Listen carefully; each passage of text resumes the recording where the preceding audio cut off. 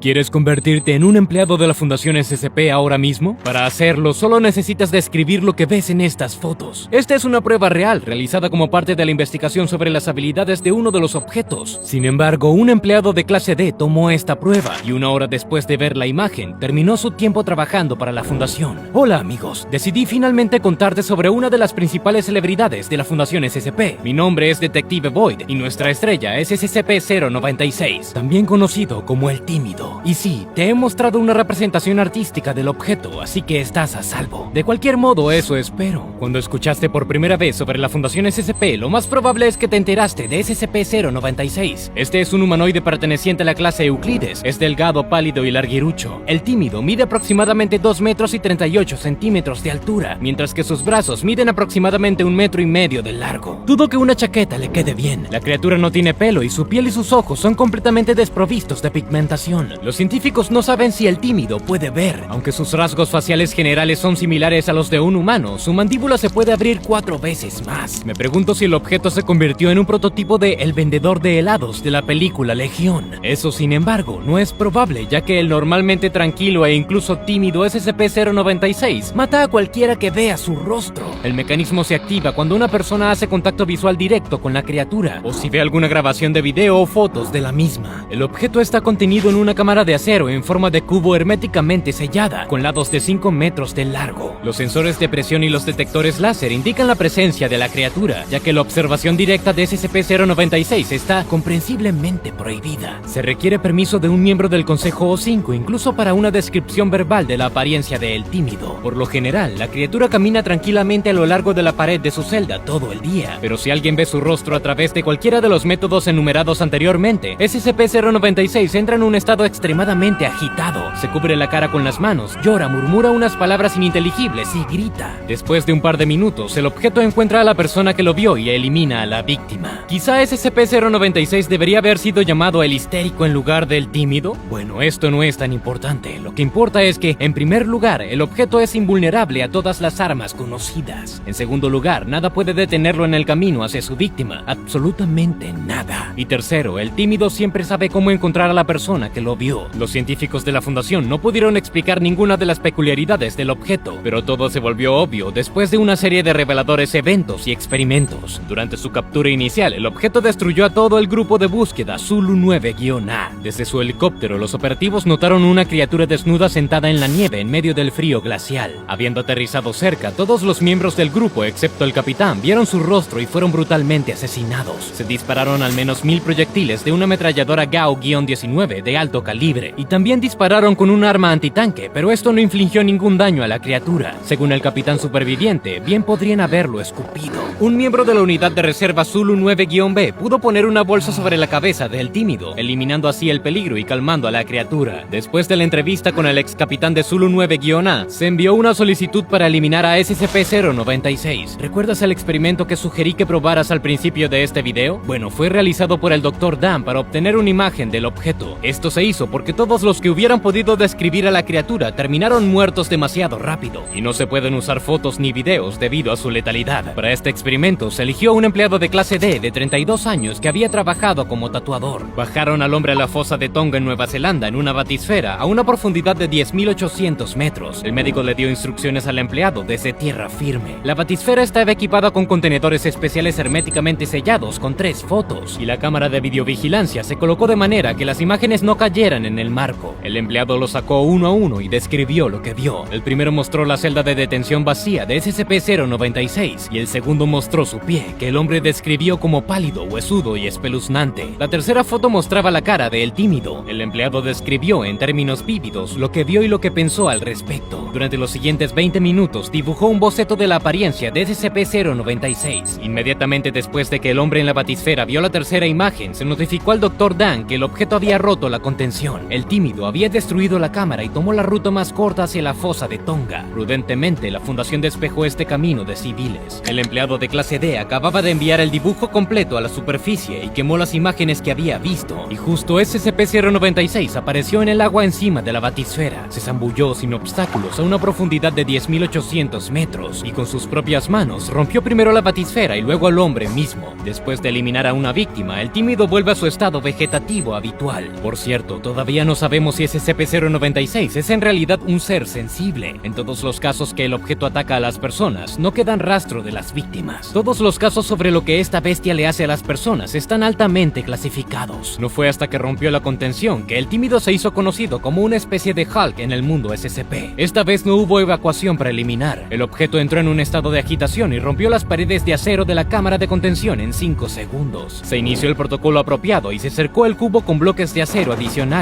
después de lo cual 2 destacamentos abrieron fuego contra la criatura con munición real y tranquilizantes. SCP-096 tardó 2 minutos en eliminar al 90% de los científicos y guardias, atravesar una habitación llena de gas nervioso y luego atravesar la pared del área de contención. Luego cruzó el desierto a toda velocidad. No estoy seguro de en qué dirección fue, pero el informe indica que el objeto se movía a lo largo de la Interestatal 40 de los Estados Unidos, destruyendo automóviles y matando personas. Mientras el equipo de respuesta de emergencia de Eco Romeo intentaba frenar a SCP-096, las unidades MTF Tau-1 evacuaron 3 ciudades en el camino de la criatura. Durante este incidente se descubrió que el tímido alcanza altas velocidades. Puede moverse a más de 35 km por hora o 22 millas por hora, pero las cifras máximas están clasificadas. En la entrevista se informó que los helicópteros de la Fundación se retrasaron en la persecución del objeto. No conozco las especificaciones técnicas de todos estos vehículos, pero supongo que son piezas de tecnología de punta. El helicóptero más rápido es el Westland Lynx. Alcanza velocidades de hasta 401 km por hora o 249 millas por hora. El modelo experimental Sikorsky X2 generalmente acelera a 468 km por hora o 290 millas por hora. Los residentes de la cuarta ciudad en el camino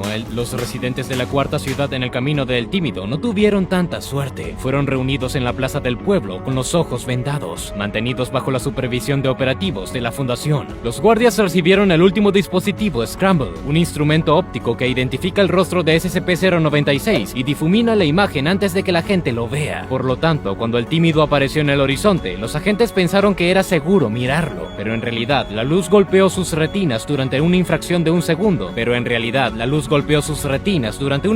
segundo antes de que la imagen se volviera borrosa. Sus cerebros no tuvieron tiempo para interpretar la imagen, pero eso no le importó al SCP. La criatura se fue a destruir a los operativos que la habían visto. Todo el equipo Tau-1 y varios ciudadanos fueron asesinados, sin mencionar las víctimas de la Interestatal. El sargento que logró cubrir la cabeza del tímido con una bolsa se suicidó después de la entrevista. Probablemente presenció indirectamente la masacre de un bebé por SCP-096, ya que se encontró un chupete aplastado en su puño después de su muerte. Mientras registraba la casa de uno de los civiles muertos, el mayor Jack Wilford descubrió una foto de un paisaje montañoso. El escalador aficionado había tomado una foto que había capturado accidentalmente a SCP-096. La imagen consistía, según el mayor, en 4 putos píxeles. Wilford también habló explícitamente sobre Scramble, llamándolo un pedazo de mierda. Solo que el problema no era en absoluto el instrumento óptico. El día antes del incidente, el Dr. Dan se dirigió a las montañas donde descubrió a El Tímido en busca de información sobre su origen. El Dr. Alexei se quedó a cargo del objeto. Durante la entrevista, dijo que salía a tomar un café en el momento exacto en que SCP-096 comenzó a destruir la cámara, pero en realidad no había sala de descanso ni cafetería en el área de almacenamiento del objeto. Los registros indican que el Dr. Alexei finalmente habló. Durante la entrevista, el Dr. Dan también llamó la atención sobre el hecho de que la toma de SCP-096 en las montañas fue tomada por el escalador en algún momento de la década de 1990. La persona que tomó la foto ni siquiera pudo comenzar a adivinar qué había caído en el marco o qué había llamado exactamente su atención después de tantos años, pero fue suficiente para desencadenar la reacción de El Tímido. Resulta que puede haber más de estas bombas de tiempo en todo el mundo, que consisten en estas imágenes fugaces y accidentales. Además de eso, es posible que hayan capturado videos de El Tímido durante la brecha de contención y luego hayan tenido tiempo de distribuirlas en línea o en televisión. Según el Dr. Dan, tuvimos suerte de que la situación no se convirtiera en un evento XK del fin del mundo. En otras palabras, clase existencial Keter. Como había hecho después de la captura inicial de SCP-096, el Dr. Dan comenzó a insistir de que el objeto fuera eliminado. Esta solicitud fue concebida por el Consejo O5, usando los datos recibidos del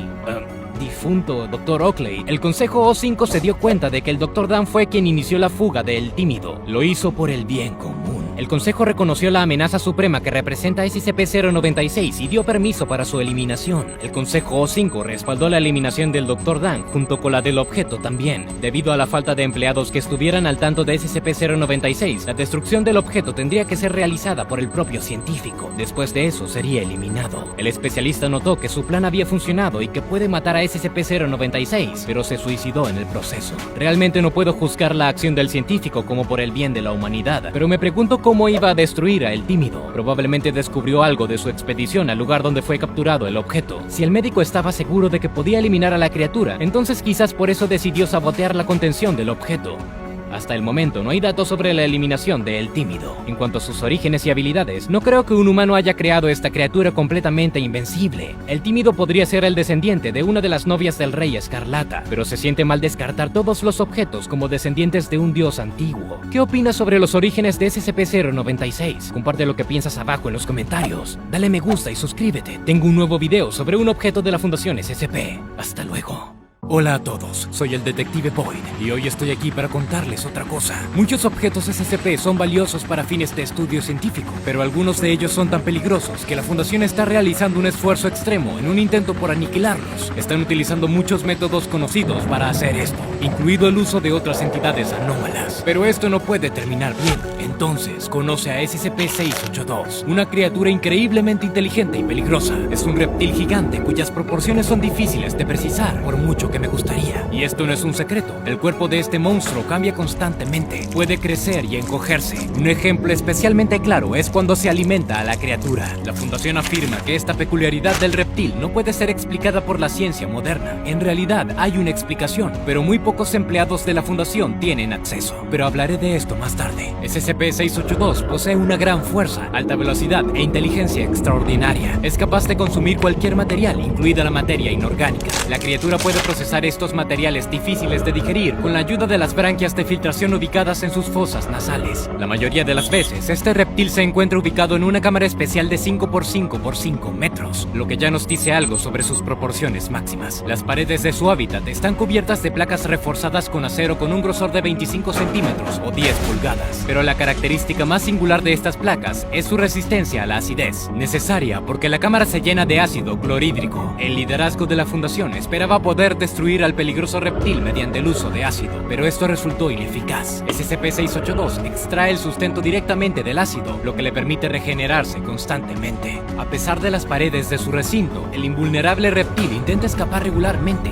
De sus 17 intentos hasta la fecha, 6 intentos de fuga tuvieron éxito y resultaron en la muerte de empleados de la Fundación. Durante el primer intento exitoso, logró destruir una aldea cercana de 298 personas. Desde entonces, la Fundación se ha asegurado de que ni un alma viva habite la región en un radio de 50 kilómetros desde la instalación. Por razones poco claras, SCP-682 desprecia todas las formas de vida. Admitió esto a otro objeto anómalo, SCP-079 u O79, que es una forma de vida consciente artificialmente inteligente. Durante su reunión, el reptil descubrió las complejas operaciones cognitivas de la IA y mencionó su deseo de matar a tantos seres vivos como sea posible. Desde el punto de vista de un ser inteligente, tal declaración puede parecer extraña. Después de todo, una criatura inteligente debe comprender la necesidad de varios elementos de su ecosistema, pero SCP-682 considera que esto no es importante, ya que no depende de la materia orgánica para su sustento. Es completamente capaz de sobrevivir incluso en un mundo posapocalíptico. La Fundación puso sus mejores esperanzas en SCP-409 para destruirlo. Este es un cristal infeccioso que provoca la cristalización de cualquier material con el que entre en contacto,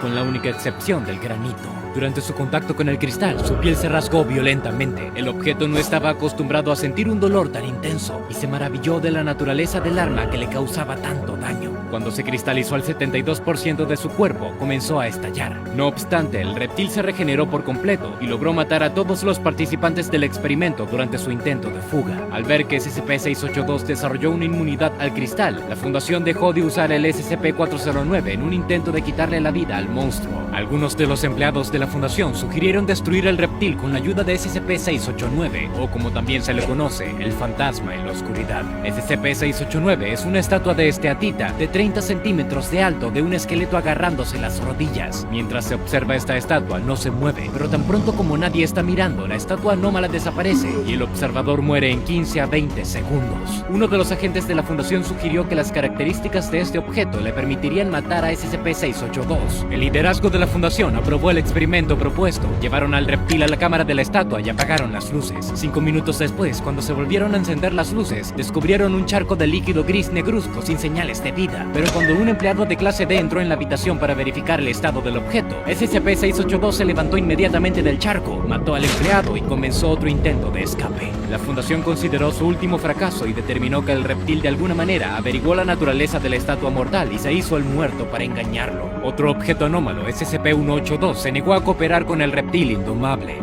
SCP-182 es un hombre cubierto de cicatrices que es capaz de penetrar en los pensamientos de personas y animales, provocando alucinaciones y locura. Sus razones para negarse estaban obviamente conectadas con su miedo al impresionante intelecto del reptil. Según mis datos, SCP-682 era conocido por las organizaciones que precedieron a la Fundación SCP. La primera prueba nuclear del mundo se llevó a cabo en Nuevo México en 1945 en un intento por destruir al reptil indestructible. Las bombas nucleares se utilizaron como armas de guerra solo a partir de entonces.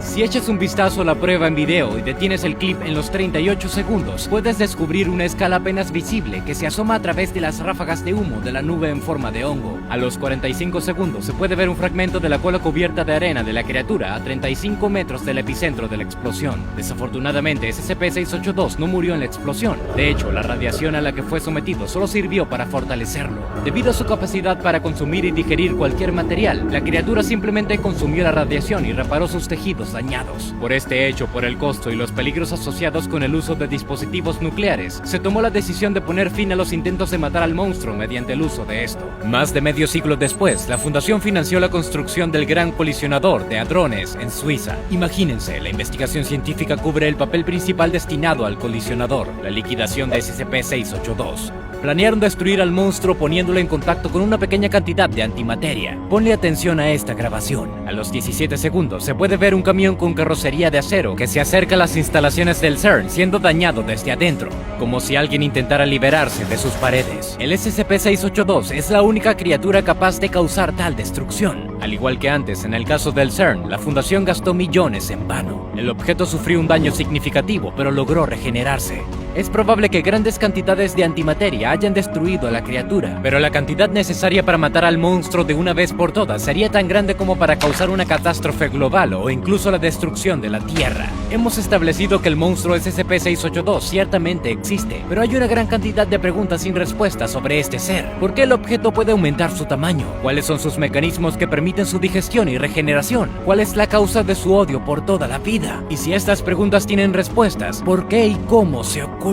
La primera pregunta puede ser respondida por los resultados de los análisis celulares que descubrí pirateando los servidores de la Fundación. Según sus datos, las células de los reptiles están conectadas entre sí de una manera inusual. Sus conexiones intercelulares son más grandes que las células. Son tan densas y elásticas que se estiran y comprimen como un resorte. Al entrar en contacto con la materia orgánica, estos resortes se estiran, mientras que el contacto con el material inorgánico hace que se compriman. Al descubrir esto, la Fundación comenzó a alimentar al reptil con piedras y ácidos para que conserve sus pequeñas dimensiones. Las células de los reptiles se parecen a las células madre humanas. Estos forman todos los tejidos y sistemas de órganos de los fetos humanos nonatos. El hecho de que el reptil se parezca mucho a un embrión a nivel celular le permite regenerar rápidamente las partes dañadas del cuerpo. Pero a diferencia de las células humanas, las células de los reptiles pueden utilizar absolutamente cualquier material para lograrlo. Es probable que las células de alguna manera puedan transformar la materia inorgánica en material orgánico. Algo destruye los enlaces atómicos dentro de la materia consumida por el monstruo, permitiendo que sus células transformen el material que ingirió en oxígeno, carbono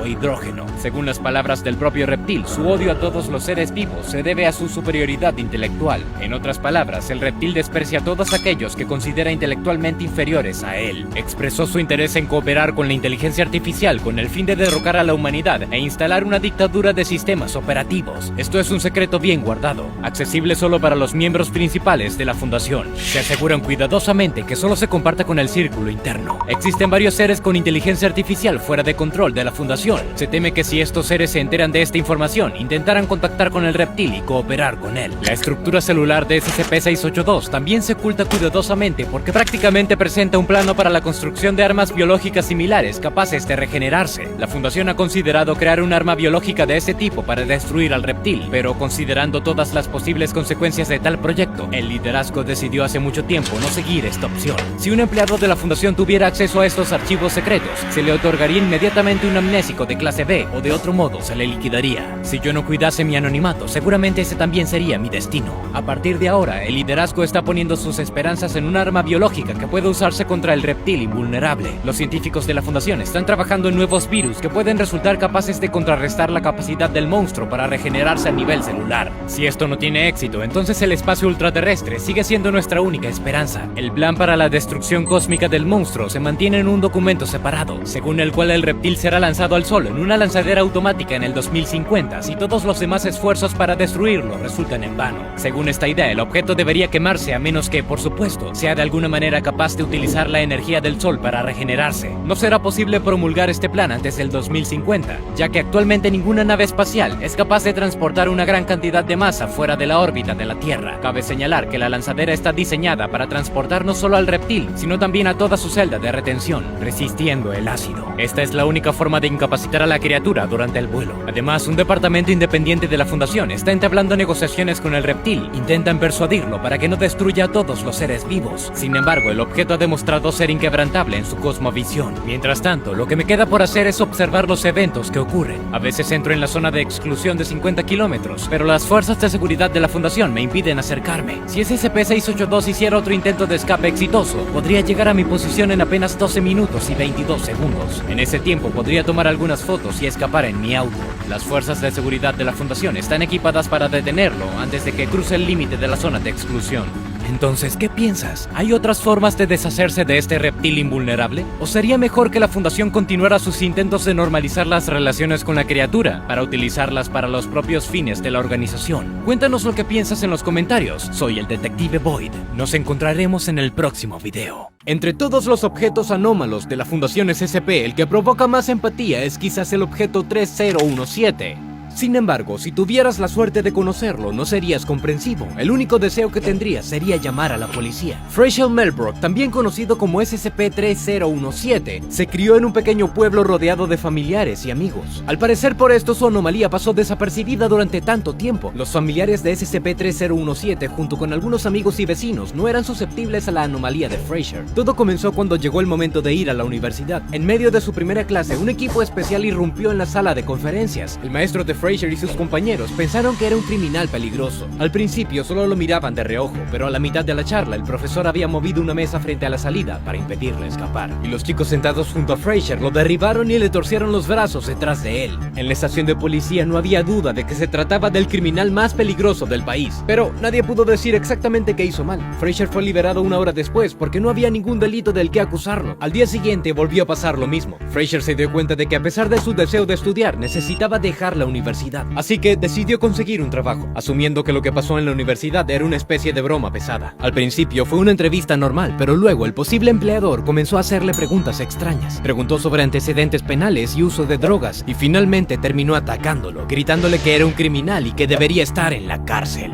Luego Frasier se mudó a otro estado, pensando que la ciudad era el problema. La primera persona que conoció en su nueva ciudad fue Caitlin Adelardi. Ella y el objeto SCP-3017 inmediatamente entablaron una relación. Esto sucedió porque Caitlin, como los familiares de Frasier, era inmune a la anomalía de SCP-3017. Pero cuando Frasier conoció a algunos de los lugareños, se vio obligado a romper con ella y regresar a casa. Al estar de vuelta, Frasier ideó un método para comunicarse con la gente. Si después de 15 minutos la otra persona dejaba de sonreír y actuaba de manera extraña, Frasier dejaría rápidamente a la conversación. Este método le ayudó a iniciar más relaciones y finalmente le ayudó a encontrar a su futura esposa, Nadia Alvin. Después de casarse, Frazier tuvo que salir más en público, lo que provocó otros 20 arrestos. Pero siempre lo liberaban, porque no había una buena razón para detenerlo. Sin embargo, cualquier oficial de policía que entrara en contacto con SCP-3017 estaba seguro de que era responsable de innumerables asesinatos y robos. Frazier fue nuevamente arrestado cuando cumplió 25 años, pero esta vez un agente de la Fundación SCP fue asignado a esa estación de policía. El nombre clave del agente era Cooper Stetton. Después de analizar muchas pruebas, Cooper descubrió que todos los arrestos de Frazier terminaron en su liberación. Basado en esto, Cooper concluyó que Frazier tenía cómplices y estaba trabajando con organizaciones secretas que utilizaban anomalías. Pensó que estas organizaciones estaban ejerciendo presión sobre las agencias de la ley, obligándolas a liberar a SCP-3017. Esto permitió que Frazier siguiera cometiendo delitos con impunidad. Las agencias de inteligencia confiaban en que SCP-3017 era responsable de miles de asesinatos sin resolver en todo el país. Para evitar que Frazier volviera a escapar de la justicia, fue transferido a la Fundación SCP. Su destino quedó en manos de la detective Caitlin Ryland y la doctora Paris Kiran. Descubrieron de inmediato cómo mantener a Frazier en la Fundación a través de los objetos SCP-3017-1. Este número fue asignado a todos aquellos que eran inmunes a la anomalía de SCP-3017 y creían que era inocente. La Fundación logró encontrar a 12 personas inmunes del círculo íntimo de Frazier. Entre ellos estaba toda su familia, exnovias, un vecino y algunos compañeros de clase. Si SCP-3017 creía que uno de los individuos de SCP-3017-1 estaba en peligro, abandonaría cualquier intento de escapar y se volvería sumiso. Dado que todos los SCP-3017-1 también se consideraron anomalías, la Fundación pudo mantenerlos a todos dentro de sus muros. Sin embargo, más tarde se descubrió que 2 empleados de la Fundación también eran inmunes. Uno de ellos fue la detective Ryland. Expresó dudas sobre la supuesta participación de Frazier en organizaciones anómalas. Ryland fue categorizada inmediatamente como SCP-3017-1. Siguiendo la política de la Fundación, Ryland recibió un amnésico de clase A y fue suspendida por 2 semanas. Pero este tipo de amnésico solo borra recuerdos frescos y recientes, recuerdos que no superan los 2 días. Ryland trabajó con SCP-3017 durante más de 2 semanas. Por estos recuerdos no borrados por el amnésico, intentó ayudar a Frazier a escapar. Después de este intento, el personal de la Fundación declaró a Ryland una anomalía y la puso bajo supervisión 24/7. En cuanto al segundo empleado de la Fundación que era inmune a SCP-3017, tomó mucho tiempo identificarlo como SCP-3017-1.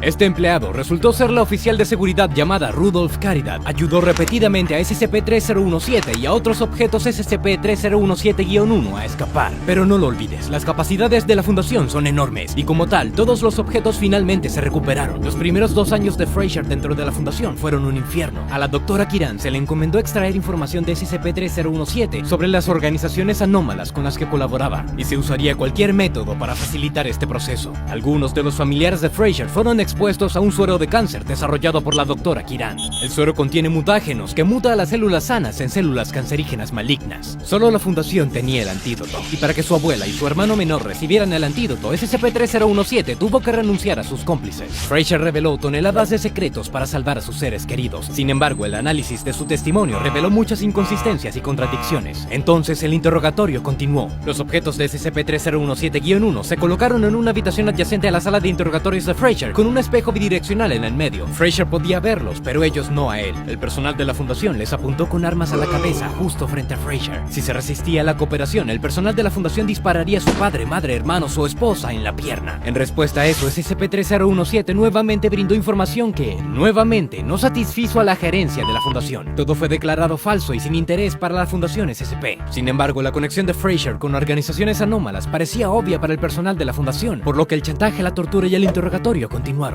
Frazier perdió el apetito, tuvo problemas para dormir y se deprimió. Fue drogado con pastillas para dormir y antidepresivos todas las noches para que pudiera volver a hablar por la mañana.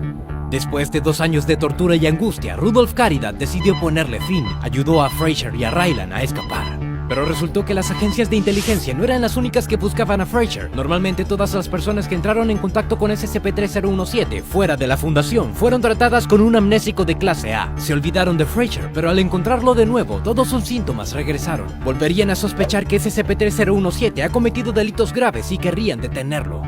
Los empleados de la fundación clasifican esto como síntoma SCP-3017-A. Debido a la cantidad de personas, algunos de los que entraron en contacto con SCP-3017 no fueron tratados con amnésicos. Esta categoría de testigos fue considerada la más peligrosa. Permanecieron obsesionados con SCP-3017 y continuaron buscándolo. El más agresivo de ellos quería destruir a Frazier para salvar a la humanidad de un criminal tan peligroso. Así que en la quinta noche después del escape de SCP-3017, ciertos individuos cuyos nombres están clasificados prendieron fuego a la casa de Frazier. Su madre, padre, hermanos y esposa fueron quemados vivos. Frazier y Raylan llegaron a la casa cuando ya estaba en llamas. SCP-3017 solo encontró cuerpos carbonizados. Todo el testimonio falso de Frazier, dado bajo tortura por el bien de sus seres queridos, fue en vano. Sentía que no tenía sentido vivir más. Entonces Frazier Melbrook fue al puente más cercano y saltó de él, poniendo fin a 2 años de tormento. El cuerpo de Frazier fue incinerado y sus cenizas se esparcieron en diferentes lugares del mundo. Cada ubicación se sigue monitoreando. Cualquier archivo relacionado con el entierro de SCP-3017 está altamente clasificado. Cualquier intento de acceder a ellos termina con la administración de un amnésico clase A y una suspensión del trabajo de 2 semanas. La gerencia de la fundación cree que estar cerca de sus cenizas puede revivir los síntomas. Solo pudimos analizar el alcance total de la anomalía de Frazier Melbrook después de su muerte. Resulta que la creencia de toda la fundación de que SCP-3017 estaba involucrado con organizaciones anómalas era una manifestación directa del síntoma SCP-3017-A. Por lo tanto, era más probable que los objetos SCP-3017-1 fueran inmunes a tales trastornos de percepción. La percepción de todos los demás, incluidos todos los miembros del personal de la fundación, fue de hecho anormal, con la excepción de Caitlin Raylan y Rudolph Carida. SCP-3017 en realidad no tenía antecedentes penales. Lo que los investigadores denominaron una anomalía secundaria o la capacidad de ser detenido también resultó ser un problema de percepción.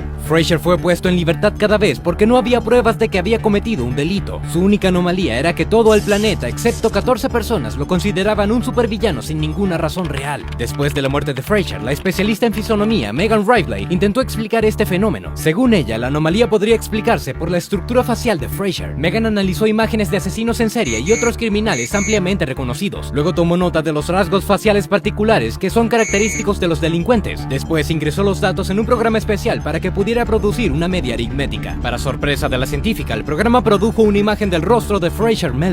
Al ver su rostro, la mayoría reconoció inconscientemente rasgos faciales malvados que nuestros cerebros asociaron con los criminales de la cultura popular. Aquellas personas que vieron a Frazier como un ser humano, en lugar de un conjunto de rasgos faciales, no exhibieron el síntoma de SCP-3017-A, y como tal, fueron clasificados como objetos SCP-3017-1. Aparte de este sensacionalismo, la propia Megan Rivley desarrolló el síntoma de SCP-3017-A en el curso de su trabajo. Quería hacer público el caso de Frazier y buscó activamente dónde fue enterrado. Por lo tanto, Megan recibió posteriormente un amnésico de una clase secreta más fuerte y fue suspendida del trabajo durante 1 año. Toda su investigación fue destruida. Caitlin Raylan y Rudolph Carida finalmente fueron reasignadas. Desde la muerte de SCP-3017, los miembros restantes de la categoría SCP-3017-1 ya no se consideran anómalos. Sus recuerdos de la fundación fueron borrados por amnésicos. Estuvieron bajo vigilancia secreta durante un tiempo, pero finalmente terminó. Todas las organizaciones con las que se sospechaba que Frazier tenía vínculos han sido declaradas inexistentes. Eso es lo que dicen todos los informes oficiales que hemos podido conseguir. Sin embargo, algunos creen que Frazier Melbrook todavía está vivo. Fue declarado neutralizado para que cualquiera que hubiera estado en contacto con él lo dejara de buscar. Es posible que SCP-3017 todavía esté retenido, siendo torturado en interrogatorios, durante los cuales la fundación recibe información valiosa y agrega nuevos objetos anómalos a sus listas.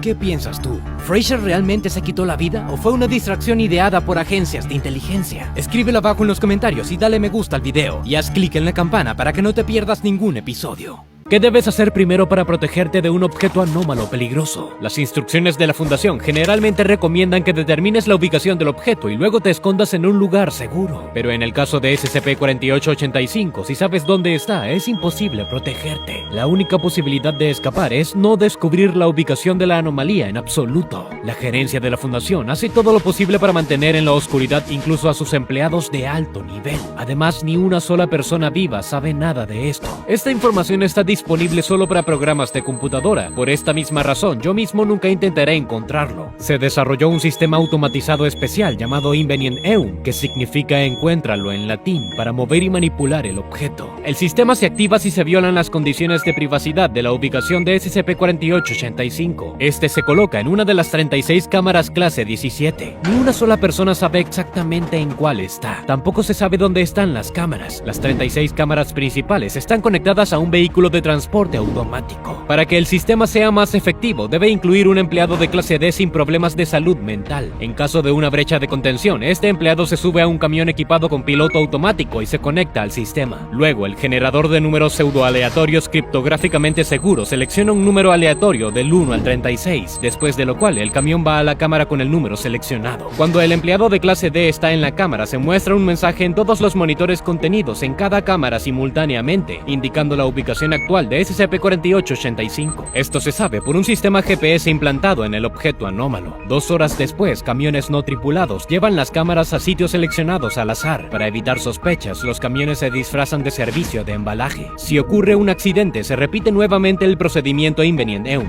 Honestamente, no tengo muy claro por qué un empleado de clase D está incluido en este esquema. Asumiría que sirve como alimento para el objeto. El empleado recupera la información sobre la ubicación del objeto y se convierte instantáneamente en su víctima. Sin embargo, hasta donde sé, solo los empleados con autorización de seguridad de nivel 5 pueden acceder a los datos del GPS. Además, lo más probable es que el objeto anómalo no necesita una alimentación regular, por lo que la incorporación de personas en este sistema es solo una incomprensible redundancia burocrática. Pero vayamos a la descripción de la anomalía. SCP-4885 es un humanoide, la viva imagen del personaje principal del libro infantil ilustrado británico ¿Dónde está Wally? O como se llama en Estados Unidos, ¿Dónde está Waldo? En las páginas de este libro tienes la tarea de encontrar a Wally entre los muchos elementos representados en las ilustraciones. SCP-4885 tiene la misma estructura que Wally y usa un suéter y un sombrero con rayas rojas y blancas similares. La única diferencia entre el objeto y Wally es su piel pálida y la falta de ojos. Los principios de su actividad en la vida real también son similares a las reglas del juego del libro. La única diferencia es que quien encuentre a Wally en las ilustraciones gana, pero la muerte le espera a la persona que encuentre a SCP-4885. Tan pronto como la persona se da cuenta de las coordenadas del objeto anómalo, el Wally animado se teletransporta dentro del sujeto. Es lo suficientemente flexible como para moverse en espacios muy reducidos. Una vez dentro de la persona, el objeto sube por el esófago y agarra la barbilla de la persona. Luego extiende su propio cuerpo a través del cuerpo de la persona, destruyendo sus órganos internos y la columna vertebral. Por supuesto, la persona muere. Un líquido amarillo sale de la boca del cadáver, que eventualmente cubre todo el cuerpo con las ilustraciones del juego ¿Dónde está Wally? Solo que el propio Wally no aparece en estas ilustraciones. Estas no pueden ser removidas a menos de que la piel misma se retire. Estas víctimas luego son designadas como objetos SCP-4885-1. Wally luego deja el cuerpo de la persona y permanece en el área o patrulla en el territorio circundante hasta que una nueva víctima lo nota. En caso de que la víctima se encuentre en las inmediaciones de SCP-4885 en el momento de la detección, entonces la anomalía actúa de forma ligeramente diferente. Se acerca a la persona e ingresa su cuerpo directamente a través de la boca. Luego ingresa a la cavidad abdominal y sale por la pelvis. Mientras tanto, Wally es capaz de reconfigurar su esqueleto dislocando sus propias articulaciones. Esto le permite moverse libremente dentro de la persona. Después de eso, las cosas salen como suele suceder cuando una víctima encuentra a Wally. En un momento tuve la idea de encontrar y examinar el cadáver de una de las víctimas de SCP-4885, pero no lo hice porque las personas que se encuentran a esos cadáveres corren el mismo destino que ellos. Por lo tanto, la investigación será de forma indirecta. En primer lugar, me gustaría responder las siguientes preguntas. ¿Qué fue primero? ¿El juego de ¿Dónde está Wally? ¿O SCP-4885? Porque sería una tontería negar que están conectados. Segundo, si todos los que se encuentran el objeto y sus víctimas mueren, ¿cómo pudo la Fundación colocar el objeto en contención e investigarlo? Con respecto a la primera pregunta, permítanme plantear una hipótesis. Lo primero que me viene a la mente es que el personaje del libro cobró vida, pero incluso si este es el caso, ninguna teoría científica puede dar una respuesta plausible sobre cómo sucedió esto, por lo que esta teoría puede descartarse de inmediato. La segunda hipótesis también es muy cuestionable. Sugiere que el juego fue creado a imagen de Wall-E después de que su propio autor lo encontró. Sin embargo, en este caso, el creador del libro ilustrado para niños habría muerto de inmediato, sin tener tiempo de dibujar nada. La tercera hipótesis me la sugirieron los archivos secretos de la CIA. Contienen información sobre un grupo de políticos que presionaron por el crimen y promovieron fuertemente varias teorías sobre el comportamiento de las víctimas, alegando que la víctima siempre tuvo la culpa. Los documentos de archivo contienen transcripciones de conversaciones y grabaciones de escuchas telefónicas. Hablan de crear un criminal que cometerá asesinatos solo si la víctima lo encuentra por su cuenta. Para asegurarse de que la gente siempre preste atención a Wall-E, su imagen debe estar incrustada en la mente de la gente. Con este objetivo, en 1986 se incorporó al artista británico Martin Handford para crear un libro infantil con ilustraciones. No mencionaré los nombres de los políticos involucrados, ya que muchos de ellos todavía ocupan cargos importantes en el Senado de los Estados Unidos. Como resultado, con la ayuda de la revisión del genoma, se creó un criminal ultra flexible. Sin embargo, debido a la fluidez de su cráneo, los ojos colapsaron inmediatamente después de la creación. El objeto está equipado con un dispositivo que es capaz de leer los pensamientos espaciales de otras personas, ubicadas en cualquier parte del mundo. Cuando una persona comprende las coordenadas de Wall-E, otro dispositivo con el que está equipado el objeto lo teletransporta a la fuente de esta señal, y el líquido amarillo que cubre los cadáveres con ilustraciones es simplemente un efecto secundario inesperado. Como suele ser el caso, algo salió mal. Todos los científicos involucrados en la creación del objeto fueron asesinados y convertidos en objetos SCP-4885-1. Algunos de los políticos corrieron la misma suerte, mientras que otros decidieron repudiar todo y dejar que el destino de Wall-E siguiera su curso. En realidad, esta hipótesis también me parece dudosa. Después de todo, si estos políticos tuvieran tecnologías tan poderosas, podrían haber logrado metas mucho más mayores que encontrar pruebas del comportamiento de las víctimas. Sin embargo, esta es la única hipótesis racional que tiene al menos alguna evidencia, así que nos ceñiremos a ella. Entonces, posteriormente, Wall-E se cruzó con la fundación. Lo descubrieron por accidente. Wall-E estaba en una casita de madera. El grupo de trabajo móvil Chi-19 lo encontró cuando llegaron a la casa para capturar otra anomalía. Casi todos en la tripulación murieron. Los agentes se estaban comunicando con los despachadores de la fundación por radio, por lo que se grabaron todas las conversaciones y se creó el sistema de contención Invenient Eum basado en ellos. Solo que este programa se veía un poco diferente al principio. La captura del objeto se realizó con cebo vivo. A los empleados de clase D se les proporcionaron fórmulas cifradas y técnicas de descifrado. Al resolver este problema, el empleado supo la ubicación del objeto.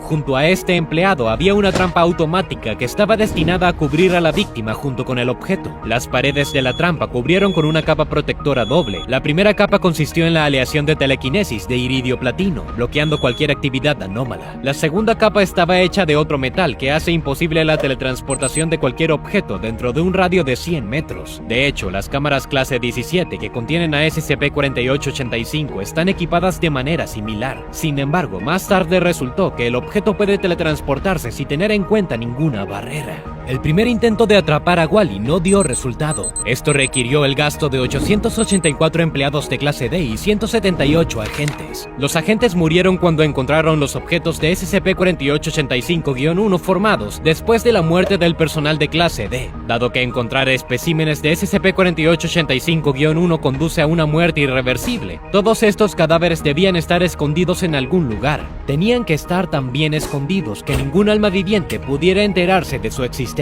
El investigador Andrew Penn encontró una solución al problema, pero le costó la vida. Escribió un algoritmo especial que permite que los drones y camiones calculen automáticamente las ubicaciones de los especímenes de SCP-4885-1 y los transporten a la llamada ubicación I. Nadie conoce este lugar excepto el propio Andrew Penn.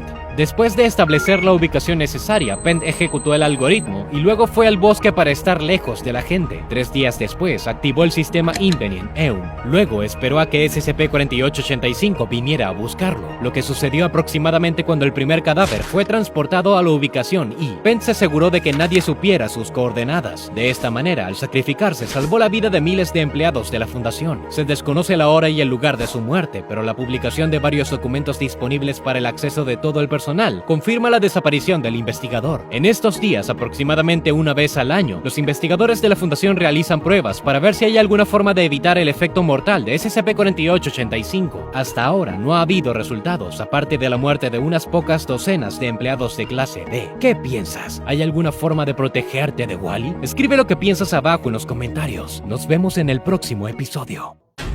7 sellos, 7 anillos, 7 novias para el Rey Escarlata. Se reúnen alrededor del lecho natal, los tontos y los sabios.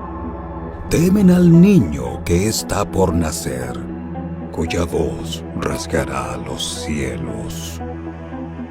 Hoy les obsequiaré una historia sobre el más joven de los hermanos, sobre el ascenso de un nuevo rey y su sangriento camino. Y por supuesto, aclararé los misterios y desvelaré el secreto más oscuro de la Fundación. Les voy a hablar sobre SCP-001, el Rey Escarlata. El dios antiguo más joven nació cuando se plantó el árbol del conocimiento, y al nacer recibió el nombre de Crack. Era el menor de los 9 hermanos pertenecientes al tercer linaje. Otros dioses mantuvieron el equilibrio que existía entre la luz y la sombra, y solo Karak pudo ver la transgresión del mundo que lo atormentaba insoportablemente. Este sufrimiento incesante provocó la terrible transformación de Karak. La mayor parte de la información sobre el Rey Escarlata se obtiene a través de antiguos manuscritos y leyendas contadas y, por lo tanto, se transmite simbólica y poéticamente. Su imagen se puede encontrar en todos los mundos conocidos por la Fundación. Es un gran mal adornado con realeza y representado por una tonalidad carmesí. Karak cometió el primer y más terrible pecado, el fratricidio. Acabó con sus hermanos y hermanas, consumiendo su carne, su fuerza y su sabiduría. Ahora casi invencible, continuó devorando deidades más pequeñas en un esfuerzo por poner fin al sufrimiento del mundo, destruyendo así todo lo que existía con él. Y así Karak se convirtió en el monarca carmesí, el devorador del terror. Y así pasó a cometer un segundo gran pecado. La princesa de la torre muy lejos se resguarda, pero nada bajo el cielo de su amado la separa. Con sonrisas lascivas se reúnen allí los desalmados y los muertos.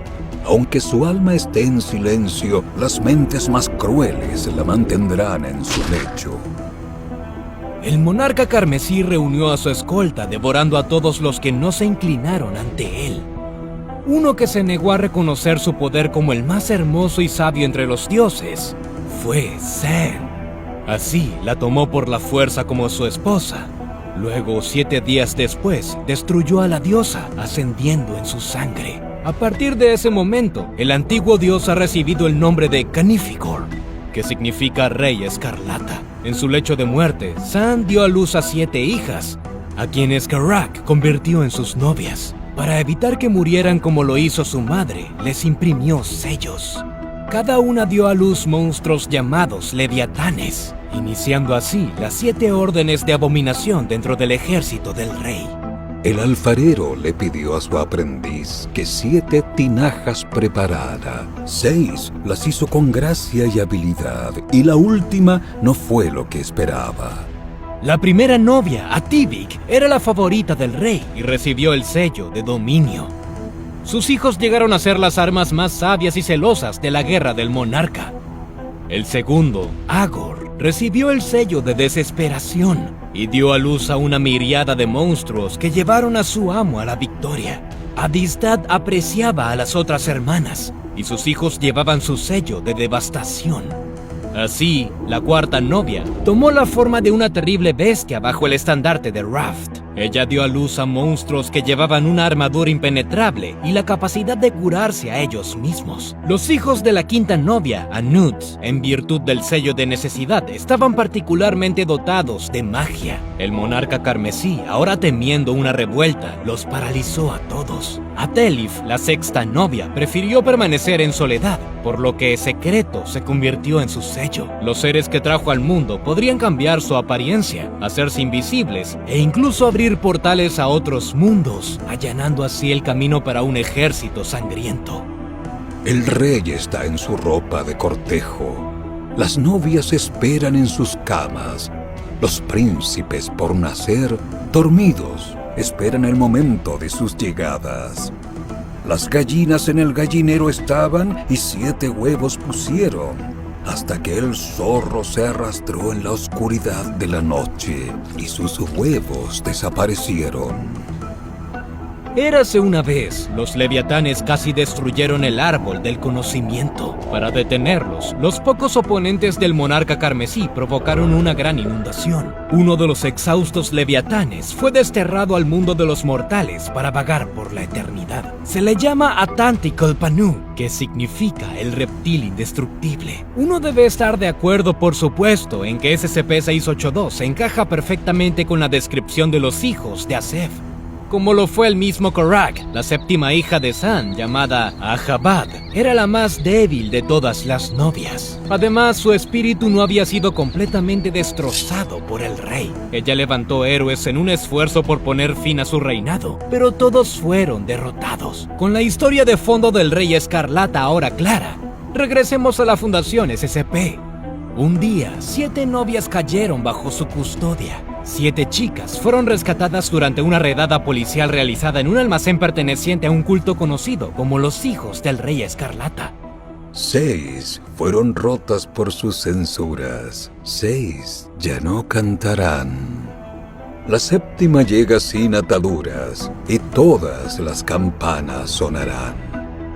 Un día después, una de las chicas capturadas comienza a tener contracciones. Da a luz a una extraña criatura que acaba con la vida de muchos civiles inocentes. Posteriormente, la fundación se llevó a las chicas y se les asignó los siguientes números: SCP-231-1 a SCP-231-7. Resulta que estas iban a ser recipientes para las novias de Korak de otra dimensión. Cuando dio a luz la primera, todos los pájaros cantaban. Sus gritos los cielos hicieron temblar, mientras a su rey llamaba. Con la hoja del doctor, la segunda hija otorga una vida al mundo. Y en silencio así, bajo la luna al fin, la bandera roja del rey se levanta. La primera chica murió al dar a luz a una entidad anómala. Se sabe que esto provocó un evento catastrófico que afectó a muchos. Un destino similar también le sucedió a la segunda novia. Los científicos de la fundación intentaron extraer a su feto, pero no tuvieron éxito. A su novia, la tercera, nadie la escuchó. Su grito en espera quedó. Su mano armó y su vida acabó para dársela a nuestro Señor. Una daga prepara la cuarta para en su corazón incrustarla. La cura perfecta no es selecta para lo que al rey respecta. La corona de la quinta cayó sin indistinta sobre el conjunto del zorro. La guarida se destrozó por un trueno que estalló y un apocalipsis engendró. SCP-231-3 murió, incapaz de soportar el brutal procedimiento llamado 110-Montauk. Se hicieron esfuerzos por salvar a la cuarta novia con la ayuda de SCP-500, extrañas píldoras que curan enfermedades mortales y curan heridas. Pero esto fue en vano y la chica falleció. Su quinta hermana dio a luz y destruyó la totalidad del sitio 231-Aleph. En el sexto día, las paredes caían y los océanos cenizas se hacían.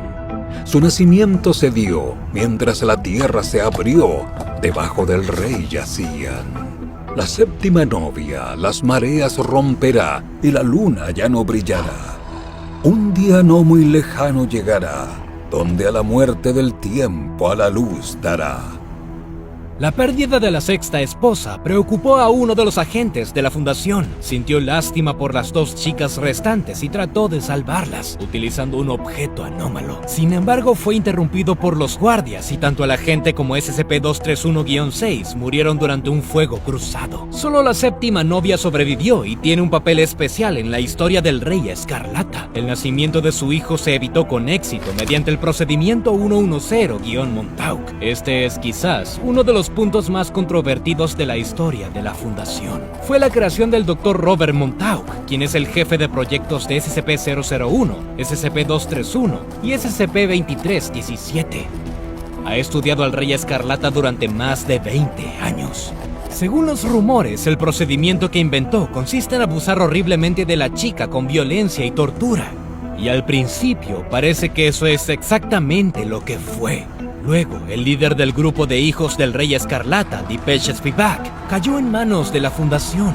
Su grupo intentó convocar a su dios a nuestro mundo, pero fue frustrado por la Fundación junto con la COG.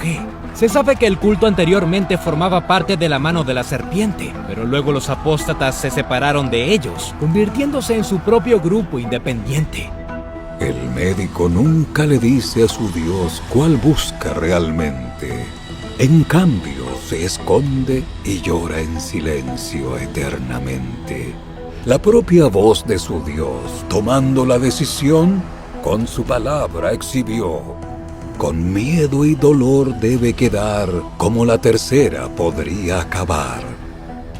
En el transcurso de algunas entrevistas, Dipesh nunca respondió a las preguntas de Montauk directamente, sino que empujó al científico en la dirección necesaria para encontrar la información, y también compartió algunos pensamientos y conocimientos interesantes. Da la casualidad de que cuando Montauk comenzó a estudiar activamente a los hijos del Rey Escarlata y a monitorear sus actividades, el hermano del médico desapareció repentinamente. Vencido por la rabia y el odio, el científico creó ese terrible procedimiento. Cuando el ex jefe del culto mencionó esto, Montauk comenzó a sospechar. Después de investigar exhaustivamente los registros del monarca carmesí, el investigador se dio cuenta de que había sido engañado. Montauk fue impulsado a crear el ritual por los propios hijos del Rey Escarlata, lo que fue una ventaja para su dios. El científico intentó cancelar el procedimiento, pero el consejo de supervisores no asumió ese riesgo.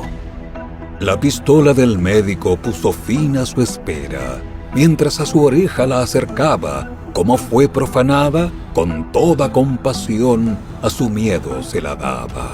Su memoria es voluble, resistirá el más fuerte. Cuando ahora su llanto resurge, sus drogas purifican su mente. Luego, abrumado por el estrés, Montauk se fue a donde nadie regresa. Después de mucho desacuerdo, finalmente se canceló el procedimiento establecido para la séptima novia. Como resultado, dio a luz a SCP-999. Se supone que es el héroe que está destinado a derrotar al Rey Escarlata. Durante un experimento con el reptil invencible, el monstruo de las cosquillas hizo feliz a la criatura por un tiempo. Después de todo, SCP-999 todavía era un niño en ese momento, y aún no ejercía toda su fuerza. Existe otra leyenda sobre la muerte de Korak, que está relacionada con las 7 lanzas del rey. Cuando están cerca, abren un portal a otra dimensión. Cuantas más armas se recolecten, mayor será la brecha, por lo que los 7 puntos deben liberar al monarca carmesí. El portal conduce a Alagada, el reino del Rey Escarlata, y así el culto pudo convocar a las 7 novias a nuestro mundo. Las lanzas se recuerdan en el texto profético, según el cual derrotarán a Korak. Harker, Faun, Set, Exile, Empress, Ahabad e Isabel serán arrojados al cuerpo del rey. Pero esa es otra historia, ya que marca el fin de nuestro mundo. Sin embargo, la Fundación cree que la existencia misma de SCP-001 no es más que un escenario suspendido para el fin del mundo clase Tashkent. Si el Rey Escarlata entra en nuestra dimensión, entonces todo dejará de existir. Y ahora llegamos a las 2 preguntas principales. ¿Qué es exactamente el Rey Escarlata y por qué es SCP-001? En la Fundación, el personal de diferentes niveles posee información diferente. Por lo tanto, algunos miembros del personal creen que el verdadero SCP-001 y el Rey Escarlata es SCP-2317. Para ser más precisos, este es el terrible devorador, que está encarcelado detrás de la puerta a otro mundo. Parece que el monstruo no era realmente el monarca carmesí hasta el momento en que la Fundación comenzó a hablar de él. Todo fue declarado por Dipesh durante una conversación con Montauk. También argumentó que el Rey Escarlata no era una deidad, sino más bien una idea. Describió a Korak como la encarnación física del odio del mundo antiguo por la forma de vida moderna. Desde el nacimiento, Dios siente todos los dolores y horrores del mundo que confluyen en Él, y por eso es Él quien personifica estos sentimientos en todos los universos. Entonces, cuando la Fundación comenzó a afirmar que el terrible devorador era el Rey Escarlata, lo más probable es que se convirtiera en parte de Él en realidad. Es decir, el Rey no necesariamente tiene un cuerpo en el sentido tradicional, pero es más probable que sea una entidad multidimensional. Existen muchos espacios y formas simultáneamente. Por eso la Fundación no toma ninguna medida disuasoria. Esta es solo una de las teorías del Rey Escarlata, pero en mi opinión es correcta. La Fundación alberga muchas criaturas que dependen de cómo las perciba la gente, en su mayoría dioses antiguos, y Karak es uno de los primeros. En cuanto a la asignación del primer número entre los objetos SCP, actualmente hay más de 20 objetos con este número. La versión oficial publicada por la Fundación se hizo intencionalmente como está para ocultar la verdad sobre el SCP-001 real, con la advertencia de que tal cosa no puede existir realmente o puede haber varias de ellas. Volviendo al Rey Escarlata, me gustaría señalar que dado que es una entidad multidimensional poderosa, ¿por qué no puede poseer varios objetos extraños a la vez? El hijo del tercer linaje puede muy bien ser el terrible devorador, o incluso manifestarse en forma de eventos, como los que tuvieron lugar tras la muerte de sus novias. Creo que lo que dije sobre el Rey Escarlata es cierto, simplemente debe entenderse correctamente. En cuanto al verdadero SCP-001, bueno, no creo que pueda ser la única cosa o criatura. Creo que esta es la combinación de muchas piezas, conectadas por un alfa y omega, muy parecido al árbol del conocimiento. Por cierto, dicen que la biblioteca del errante es el árbol del conocimiento, o nunca la habías escuchado. Espero escuchar tus opiniones sobre la historia de hoy. Nos vemos. Hola amigos, soy el Detective Void. Lo primero que debería decirte es que este podría ser el último video de mi canal, pero realmente espero que no llegue a eso. Este episodio está dedicado al que no puede ser nombrado, una especie de Lord Voldemort del mundo anómalo. ¿Sabes qué le sucede a alguien que ve una foto de El Tímido o SCP-096? Bueno, aquí al contrario, no se puede hablar ni escribir sobre eso, pero se pueden utilizar imágenes. Pensé que sería demasiado aburrido tener una demostración silenciosa con imágenes, así que le pedí a un genio de las computadoras que creara un programa especial. Aquí hay una versión simplificada de cómo funciona. Hay una gran serie de pictogramas a cada uno de los cuales se le asigna una palabra o una frase específica. Hay más símbolos de los necesarios para nuestro video, por lo que ahora aparece un conjunto de palabras al azar. El texto fue creado usando solo pictogramas, sin anclajes verbales. Resultó una especie de cómic. Ahora ejecutaré un programa que transforme las imágenes en las palabras correspondientes y luego las emitiré usando una voz electrónica. La información se cifrará de inmediato y se transmitirá a miles de servidores en todo el mundo. En este caso habrá un peligro de información, pero el ataque de Voldemort solo debería amenazar la tecnología y el desarrollador del programa y yo estaremos a salvo. Pero eso es solo si todo sale de acuerdo al plan. Recomiendo encarecidamente a todos los espectadores que no graben lo que escuchan en este video, ni guarden el video en sus dispositivos o discos duros externos. Bajo ninguna circunstancia debes hablar en voz alta sobre lo que ves. Muy bien, vamos.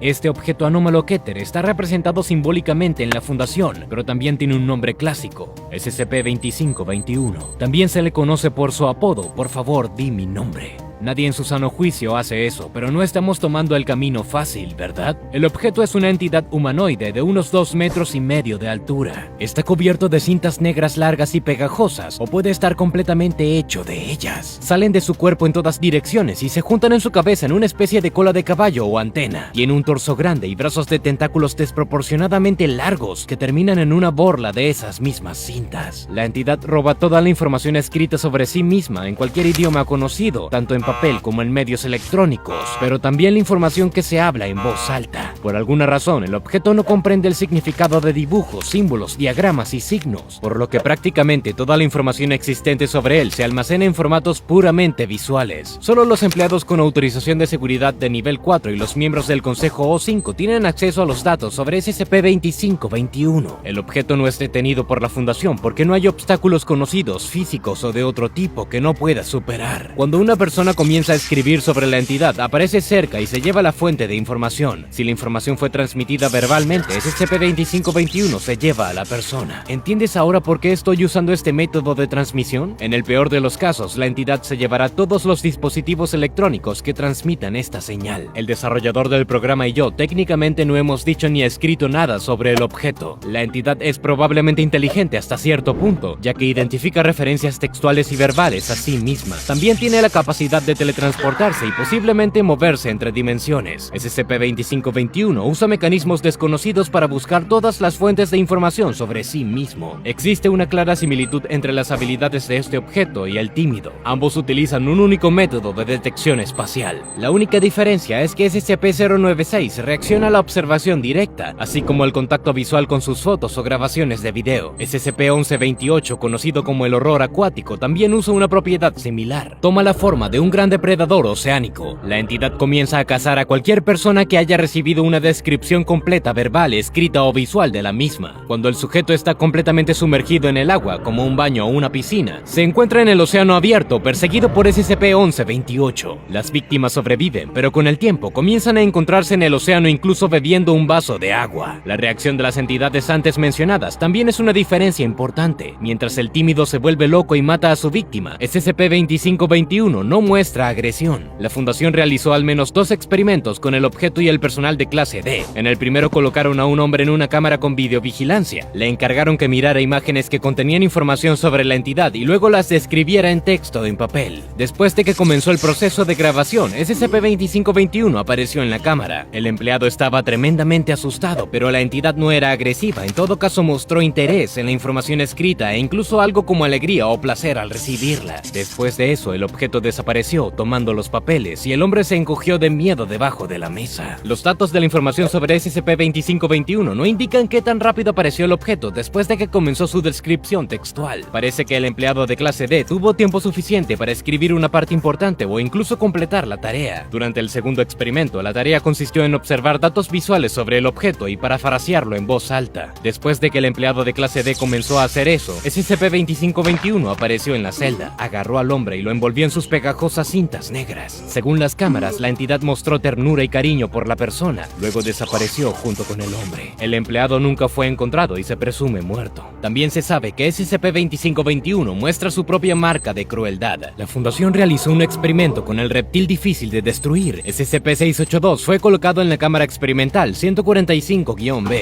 También se montó un cortador láser en la habitación. El reptil fue encadenado y luego comenzaron a poner el texto de información en su piel. La entidad gruñó y preguntó qué le estaban haciendo cuando SCP-2521 apareció en la celda. El reptil se liberó de sus grilletes y le dijo algo al objeto, que se aferró al cuerpo de SCP-682 y luego desapareció, arrancando el trozo de piel que había sido marcado con el texto. Este experimento prueba que el láser fue programado para aplicar información escrita sobre la entidad. Mientras tanto, SCP-2521 no robó el dispositivo antes de que comenzara su trabajo. Mi genio informático probablemente podrá lograr este efecto. Aunque el objeto pudo haber mutilado al reptil, claramente su objetivo era obtener el texto escrito. No muestra agresión directa hacia otras entidades vivientes, pero utiliza métodos necesarios para lograr su objetivo. Existe una hipótesis sobre la aparición de SCP-2521 en la Tierra. Esta información está parcialmente relacionada con documentos que supuestamente se recibieron del futuro, así como con varios otros objetos anómalos a la vez. Existe evidencia de que la entidad apareció en cierto mundo estéril y vacío. También se menciona su encuentro con una persona con traje naranja. Desde su aparición, el objeto ha tenido acceso a un mundo alienígena externo y ha tenido la capacidad de escuchar lo que estaba sucediendo en ese mundo y dónde. Por alguna razón, SCP-2521 en sí mismo no sabe nada sobre la naturaleza de su origen. Ha comenzado a rastrear cualquier información sobre sí misma que parezca llenar este vacío, por lo que muestra sentimientos positivos tanto hacia los documentos como hacia las personas que hablan de ellos. SCP-2521 puede tener su origen en SCP-1346. Este es un pasillo largo en un sótano que termina en una puerta. Cuanto más te acercas a la puerta, más oscura se vuelve y las paredes del pasillo comienzan a colapsar. A medida que avanzas por el pasillo hacia la puerta, los dispositivos electrónicos dejan de funcionar y los seres vivos comienzan a escuchar varios sonidos y experimentan un miedo creciente. Las sensaciones se vuelven tan insoportables que los animales y las personas no llegan a la puerta o se niegan a abrirla. La única vez que alguien pudo atravesar la puerta involucró a un empleado de clase D. Fue infectado con SCP-3031, una patología en la que la persona casi no experimenta miedo. El hombre no regresó, pero se encontró una nota en el pasillo, escondida debajo de la puerta. La nota decía que la puerta conducía a una prisión de una determinada entidad. El empleado se negó a describir a la criatura, señalando que se lo llevarían si lo hace. Una vez en la habitación detrás de la puerta, ocupó el lugar del cautivo y la criatura salió de la prisión. Dada la negativa del empleado a describir la entidad fugitiva, podría haber sido SCP-2521, pero eso no es todo. Descubrí datos clasificados sobre SCP-3031. El objeto se llama el comienzo de la sabiduría y resulta que es de la clase Taumiel. De hecho, el objeto es un parásito que invade el cerebro humano. En el futuro ha contagiado a casi todas las personas, lo que provocó la desaparición de sus sentimientos de miedo. La Fundación SCP creó un cambio de realidad temporal hace 1 millón de años en el pasado y esparció las esporas de un objeto que permanece desconocido, numerado 7491. Es el antídoto para SCP-3031. Los archivos también indican que el miedo es necesario para que las personas se protejan de una determinada entidad que es sensible a nuestra percepción de su identidad. Casi destruyó la humanidad del futuro. La Fundación notó que las pocas personas que conservaban la capacidad de tener miedo habían ralentizado en la entidad y como tal nos describieron el comienzo de la sabiduría o la incapacidad de perder el sentimiento de miedo. Esto nos lleva de regreso a SCP-1346. ¿Podría ser que este monstruo del futuro estuviera en esa prisión detrás de la puerta? El miedo que surge en el corredor pudo haber jugado el papel de una barrera protectora impidiendo la fuga de la entidad. El empleado de clase D rompió temporalmente esta protección o infectó a la propia entidad con SCP-3031. En este caso impidió que la entidad sintiera miedo en el pasillo y pudo escapar. Dado que la entidad fugitiva y SCP-2521 podrían ser la misma, no me atreví a contártelo personalmente. Parte de la información hablada se recibe de fuentes no oficiales, por así decirlo, pero todos los detalles del rompecabezas se encajan bastante bien y pueden resultar ciertos. La historia es que SCP-2521 simplemente roba información para descubrir qué es. Si es solo un buen tipo con una crisis existencial, entonces, ¿por qué toda la información al respecto es accesible solo para el personal con una autorización de seguridad de nivel 4 o el Consejo O5? Dirás, ¿por qué esto es un riesgo demasiado alto? Supongamos que ese es el caso. Entonces, ¿por qué no se tomaron tales medidas para el horror acuático, SCP-1128? Y por cierto, su efecto se puede transmitir de persona a persona. Y entonces, ¿qué podemos decir de El Tímido, que recientemente rompió la contención y mató a todos estos civiles? Creo que el peligro real de SCP-2521 está oculto incluso para los empleados con autorización de nivel 4. Bueno, señoras y señores, sigo vivo. Lo que no se puede decir de una buena parte del equipo informático. Me informaron que nuestro Voldemort robó el equipo de transmisión de señales de varios lugares, por lo que hubo algunos problemas con el video. Te pido que tengas mucho cuidado al compartir lo que piensas en los comentarios, o mejor aún, olvídate de todo lo que has visto. Nos vemos en futuros videos. Ojalá. La historia de los artefactos anómalos abarca decenas de miles de años. Están rociados con polvo o arena o atrapados en piedras antiguas. Algunos de ellos, los investigadores se separan con entusiasmo del terreno rocoso, pero cuando se trata de otros, es mejor que se queden dentro de la piedra para siempre, por el bien de la humanidad. SCP-076 plantea un peligro similar, que sirve como dos objetos anómalos en uno. Consiste en un cubo de piedra, o SCP-076-1, dentro del cual se encuentra un humanoide de apariencia semita o SCP-076-2. SCP-076-1 está compuesto por una piedra metamórfica moteada de color negro, o como se le conoce, azabache. Este es un tipo de carbón negro denso y viscoso. Los bordes del cubo tienen 3 metros de largo. Una de las caras del cubo está equipada con una puerta con una cerradura enorme, de medio metro de ancho. Hay otras 20 cerraduras miniaturas rodeando la cerradura central. Las llaves aún no se han descubierto y en cuanto a la puerta en sí, si está cerrada es imposible abrirla. Según un estudio de radioisótopos, se estima que la piedra tiene unos 10.000 años. La temperatura dentro del cubo se mantiene estable en menos 180 grados Celsius. Ninguna medida para cambiar la temperatura ha dado resultado. En el centro del cubo hay un ataúd de piedra con una longitud de 2 metros y 13 centímetros. Está adherido al piso de la cámara y envuelto en cadenas macizas hechas de un material de origen indeterminado. Están unidas a las 4 esquinas internas del cubo. Directamente dentro del ataúd está el objeto SCP-076-2. Es un hombre delgado que parece tener unos 30 años. El objeto tiene cabello negro, ojos grises y piel oscura, completamente cubierto de tatuajes. Algunos de ellos son indistinguibles y otros pueden verse con claridad. Representan los rostros de espíritus malignos o símbolos ocultos. La mayor parte del tiempo, SCP-076-2 está en modo muerte biológica. El objeto está perfectamente seguro en este estado, pero tan pronto como el objeto se despierta, intenta salir del cubo de piedra a toda costa. Estos intentos casi siempre terminan con éxito. Cuando el humanoide anómalo anda suelto, cae en trance e intenta de todas las maneras posibles encontrar personas, todo el tiempo ignorando por completo a todas las demás criaturas vivientes. Al entrar en contacto con una persona, lo único que quiere el humanoide es aniquilarla inmediatamente.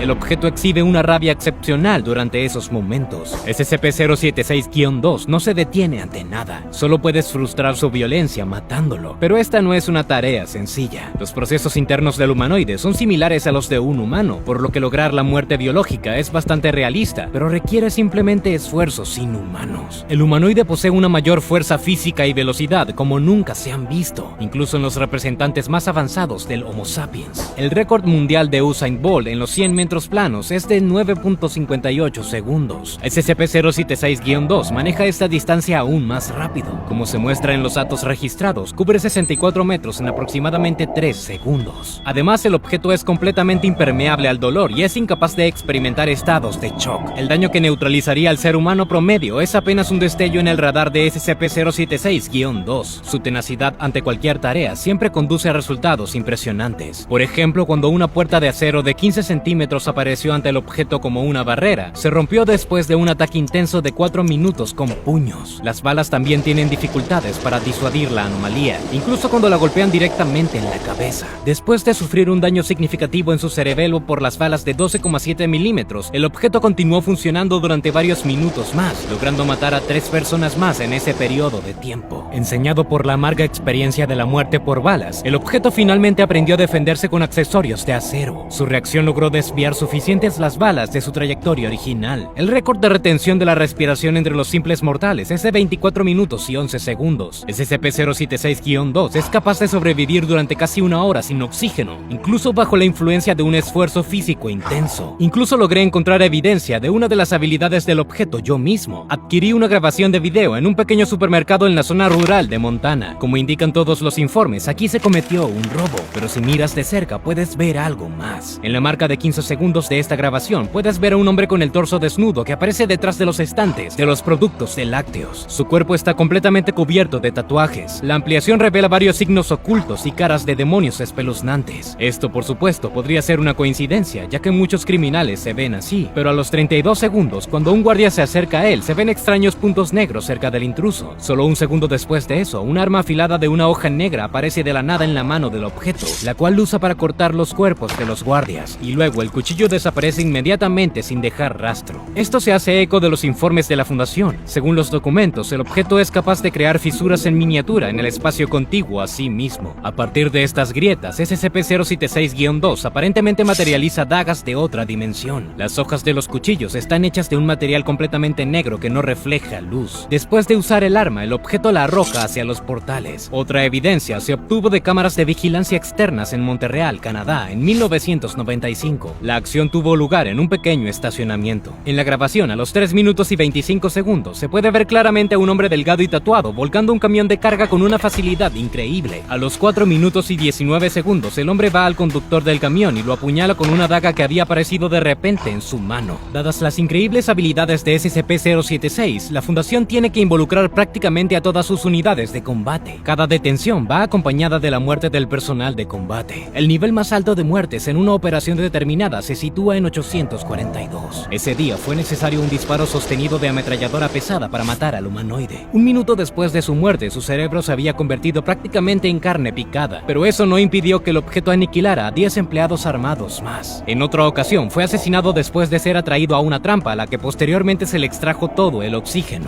Después de 1 hora y 12 minutos, el objeto murió. Afortunadamente, solo 2 personas quedaron atrapadas junto con él, por lo que se perdieron vidas mínimas al matar a la peligrosa anomalía. Sin embargo, otros métodos resultaron más eficaces, como triturarlo con una maquinaria de 13,6 toneladas, muriendo en 59 segundos. Se obtuvieron resultados similares mediante el uso de una granada Thermite TH-3. El proyectil se introdujo directamente en la cavidad torácica abierta del objeto. El cuerpo se incendió y estalló en pedazos, pero durante otros 5 segundos, la cabeza todavía estaba tratando de morder la pierna de un empleado que estaba cerca. Ni siquiera dejar caer una ovija en el área de retención de SCP-076 logró destruir al humanoide de inmediato. Como resultado, todo el personal fue asesinado y el sitio quedó en ruinas, pero SCP-076-2 todavía estaba vivo. La interacción con el objeto se produce con este tipo de complejidades, lo que requiere el cumplimiento de medidas de contención mejoradas. El área de contención de la anomalía se conoce como 25B. Se encuentra a 200 metros bajo el nivel del mar en roca basáltica ígnea. La región debe ser sísmicamente estable, ya que el menor terremoto puede desencadenar la reactivación del objeto. SCP-076 se encuentra en la parte inferior del sitio, al que se accede por un eje vertical.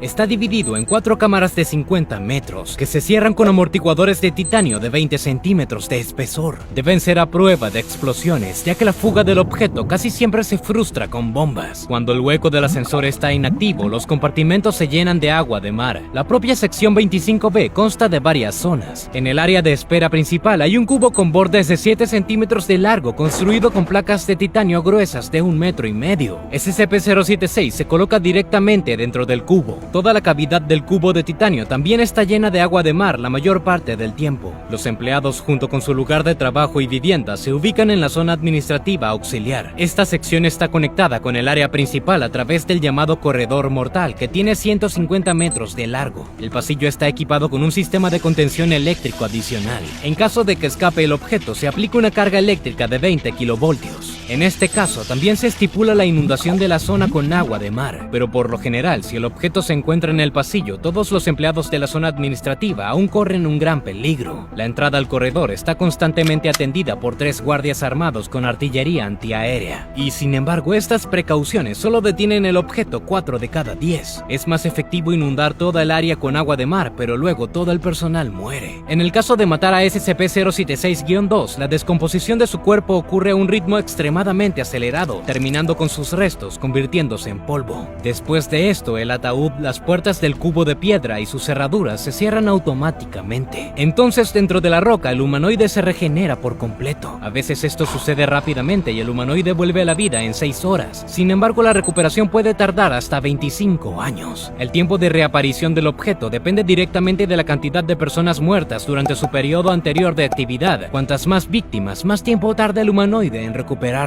Como regla general, si el objeto no logra matar a nadie, la recuperación ocurre extremadamente rápido. Solo se ha hecho la autopsia al objeto un par de veces. Sin embargo, los estudios han demostrado que la estructura de sus órganos difiere de la de un humano. Los órganos internos de la anomalía pueden moverse libremente por todo el cuerpo, lo que le permite evitar lesiones fatales. A diferencia de los humanos, el corazón del humanoide tiene 6 cámaras en lugar de 4, 3 ventrículos y 3 artículas. En lugar de 2 vías circulatorias, el objeto tiene 7 de ellas. Solo 2 están activas y las de respaldo solo se activan si las principales están dañadas. El cerebro del objeto carece de un cuerpo calloso, que es la estructura que conecta los grandes hemisferios del cerebro. En cambio, tiene un cerebro sólido. El impulso de matar está obviamente asociado con esta irregularidad. Esta correlación también se puede encontrar en humanos. Se observan trastornos mentales significativos en el 90% de las personas con tumores del cuerpo calloso, así como en el 33% de aquellas con ausencia total o parcial de la estructura. Un examen psicológico de SCP-076-2 ha identificado una psicopatía obvia. El humanoide es indiferente al contacto sexual y distingue a las personas por género solo si se beneficia al objeto personalmente. La capacidad de empatizar también está completamente ausente. El intelecto del objeto merece una atención especial, pero es prácticamente imposible explorar esto más a fondo debido al constante deseo del humanoide de eliminar a las personas. En raros momentos de calma ha mostrado las habilidades de un políglota. El objeto ha demostrado con mayor frecuencia el conocimiento de la antigua lengua sumeria. A pesar de sus evidentes vínculos étnicos y lingüísticos con el Medio Oriente, el objeto fue descubierto por primera vez en el territorio de Asia Central. Los arqueológicos lo descubrieron en las llanuras de Mongolia. Posteriormente fueron brutalmente asesinados por seguidores de un culto desconocido, quienes escondieron el objeto en sus bóvedas durante casi un siglo. Sin embargo, a finales del siglo XX, llegó un día en el que el objeto cobró vida y escapó. Durante 3 años estuvo en libertad, matando a ciudadanos inocentes con impunidad, hasta que los empleados de la fundación lo tomaron para su contención. Existe la teoría de que las llaves de las cerraduras de la puerta del cubo se perdieron durante este primer escape. ¿Qué opinas? ¿Era posible el uso de ellas para tomar el control completo de este humanoide misántropo? Escribe lo que piensas abajo en los comentarios, dale me gusta al video y suscríbete a mi canal. Nos vemos. Después de un refrigerio rápido de café y rosquillas, Thomas y Lars volvieron al trabajo. Ambos eran ingenieros geológicos que trabajaban en un campo petrolífero en Groenlandia. Estaban increíblemente cansados y fríos en esas condiciones. Solo su sentido del humor los mantenía calientes. Constantemente bromearon que preferían tener una fuente inagotable de café caliente en lugar de aceite, y en lugar de carbón, que el subsuelo subterráneo se llenara con rosquillas gigantes. Pero la realidad sacó a los daneses de sus fantasías, devolviéndoles a su trabajo rutinario. Uno de los trabajadores llamó a Thomas, ya que los perforadores habían encontrado algún tipo de obstrucción. Pensando en rosquillas y café, el ingeniero bajó al fondo y Lars fue a inspeccionar otro sitio de perforación. Cuando Thomas llegó al obstáculo, se sorprendió increíblemente. Ante él había una enorme dona con un diámetro exterior de más de 3 metros. solo que no estaba hecho de masa dulce, sino de algo que parecía bronce. Thomas se acercó, quitó una capa de tierra de la superficie de la dona y vio símbolos extraños en ella. Quizá fue una especie de valiosa reliquia arqueológica, pero Thomas estaba impaciente por contarle a Lars cómo su broma se había convertido en realidad. Thomas subió al fondo del pozo y fue a buscar a su amigo. No tardó en encontrarlo. Eran los únicos 2 ingenieros de la estación y vestían chaquetas características y reconocibles. Thomas corrió detrás de Lars, puso su mano sobre el hombro de su colega y le pidió que adivinara qué había en el fondo del pozo. El segundo ingeniero volteó y Thomas se sorprendió al ver que no era Lars. Thomas empezó a preguntarle al extraño quién era y por qué tenía puesta la chaqueta de Lars y a dónde había ido el propio Lars. El extraño llamó a Thomas por su nombre y le pidió que se detuviera con las bromas idiotas. Cuando se le preguntó al extraño cómo sabía su nombre, el segundo ingeniero solo hizo girar un dedo en su sien. Thomas comenzó a mirar a su alrededor en busca de Lars, confundido, y vio que todo a su alrededor había cambiado. En lugar de una instalación de investigación de 3 pisos, solo había tiendas temporales, y donde había pozos, había masas de hielo intactas. Thomas pensó que esto era una especie de broma cruel y alcanzó al segundo ingeniero que vestía la chaqueta de Lars. Thomas le preguntó dónde se habían ido los grandes edificios y los pozos. El ingeniero de la chaqueta de Lars le dijo a Thomas que desde que su esposa dio a luz a gemelos se había descarrilado. Lo único fue que Thomas no tenía hijos ni esposa. Esta fue la última gota. Thomas se dirigió al extraño con los puños. Pasó las siguientes 72 horas en un hospital psiquiátrico. Se habría quedado allí muchos años y no se hubiera suicidado. Antes de suicidarse, Thomas pensó en la rosquilla de bronce, pero en ese momento el artefacto ya no estaba donde lo había encontrado. Un equipo táctico de la Fundación SCP se apoderó del objeto anómalo y lo puso en contención con el número SCP-1968. En su estado pasivo, es un objeto de bronce en forma de toro. El diámetro mayor de la figura es de 320 centímetros y el menor de 90 centímetros. Los símbolos que cubren su superficie son probablemente elementos del panel de control, aunque esto no se ha probado de forma fiable. El peso de la figura en relación con su tamaño es pequeño, aproximadamente 14 kilogramos. No se puede identificar el material del que está hecho el objeto. Es imposible mirarlo durante periodos prolongados de tiempo o grabar videos. El objeto está constantemente doblando la luz. Lo único que se pudo determinar fue la presunta presencia de una gran cantidad de neutronio en su interior. Se trata de una sustancia formada íntegramente por neutrones, partículas elementales sin carga. El estudio de la capa de suelo en la que se encontró el objeto mostró que el artefacto tiene unos 31 millones de años. Las principales propiedades anormales del objeto se manifiestan cuando un sujeto toca el toro de bronce. La figura comienza a deformarse, la composición del material cambia, se mueve y se dobla. Con el tiempo vuelve a su forma original, sin embargo, la persona que cae por su influencia experimenta cambios irreversibles. La memoria del pasado de la persona cambia radicalmente. Los recuerdos ya no corresponden a ningún registro histórico. Esto conduce a la ansiedad y la paranoia, que a menudo terminan en suicidio. Y ahora, olvídate de todo lo que te he dicho. De hecho, el objeto no cambia la memoria del pasado, sino que cambia el pasado mismo. La descripción anterior de la anomalía es solo una tapadera, aunque algunos de los hechos son ciertos. Pero en general, la anomalía es mucho más peligrosa de lo que dije anteriormente porque pertenece a la clase Daumel, lo cual es un secreto. Sin embargo, después de los experimentos iniciales, realmente parecía que el objeto solo afectaba la mente y la memoria. Cuando el sujeto fue a la casa después del primer experimento, informó que los muebles de su apartamento habían cambiado, aunque estaba de pie en su lugar habitual sin ningún tipo de interferencia. La segunda vez, el sujeto no reconoció a la mitad de sus compañeros de trabajo y siguió preguntando por personas inexistentes. Mientras tanto, los falsos recuerdos del sujeto eran increíblemente detallados y consistentes. Además, conocían información sobre objetos anómalos que ni siquiera estaban en contención todavía. Lo más sorprendente fue que después de un tiempo, estos objetos realmente fueron descubiertos y puestos en contención, con los mismos números que había indicado el sujeto.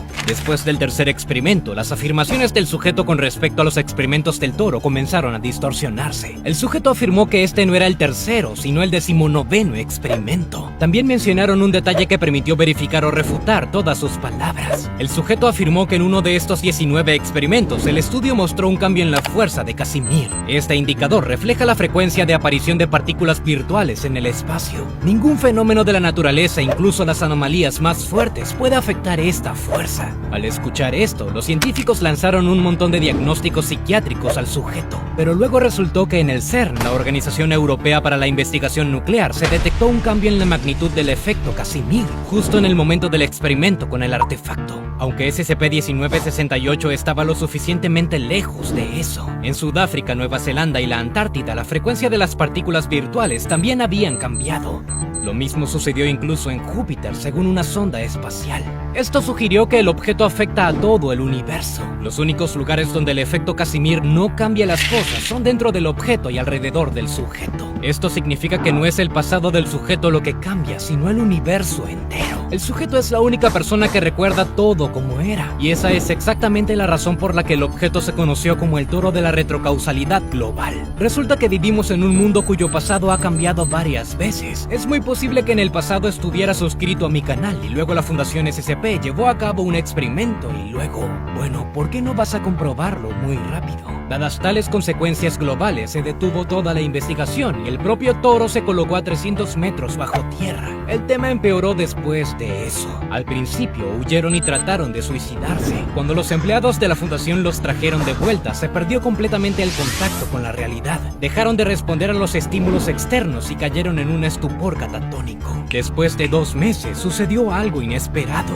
Apareció una copia física exacta. Los sujetos tenían quemaduras en el 60% de su piel y dejaron de mostrar signos de vida con bastante rapidez. Un mes después, el toro de bronce se activó nuevamente. Esta vez, el objeto trajo consigo una gran criatura armada. No parecía un humano, pero muy probablemente tenía conciencia. Lo más interesante fue el arma del monstruo. Fue capaz de cambiar el momento magnético de las partículas en la materia hacia la que se dirigía la acción del arma. Esto conduce a la destrucción del equilibrio electromagnético dentro de los núcleos atómicos. En pocas palabras, la persona o sujeto atacado se desintegra en partículas elementales. Desde el punto de vista de la física, es imposible lograr tal efecto. Sin embargo, al desintegrar todo a su alrededor, el monstruo hirió a 20 empleados y mató a 12. Luego la criatura fue destruida. Su arma, sorprendentemente, resultó ser muy similar a SCP-1968. Los científicos intentaron reproducir su efecto, pero no lo consiguieron. Todos los eventos que ocurrieron pueden indicar que el toro de bronce es de naturaleza artificial. En primer lugar, esto se indica mediante los símbolos que aparecen en un panel de control. Si este es el caso, ¿qué tan poderosos deben ser sus creadores para poder manipular las inquebrantables leyes fundamentales de la física? La criatura que llegó a través de SCP-1968 podría destruir fácilmente tanto a todo el personal de la Fundación como a toda la humanidad al mismo tiempo con su arma. Sin embargo, se deja matar. ¿Para qué era eso? ¿Es algún tipo de movimiento estratégico? Vale la pena señalar que ninguna organización existente, la Iniciativa de las Tres Lunas, la Insurgencia del Caos y muchas otras, está siquiera cerca de ser capaz de esto. Personalmente, creo que el toro de bronce fue construido por la misma entidad que creó nuestro universo.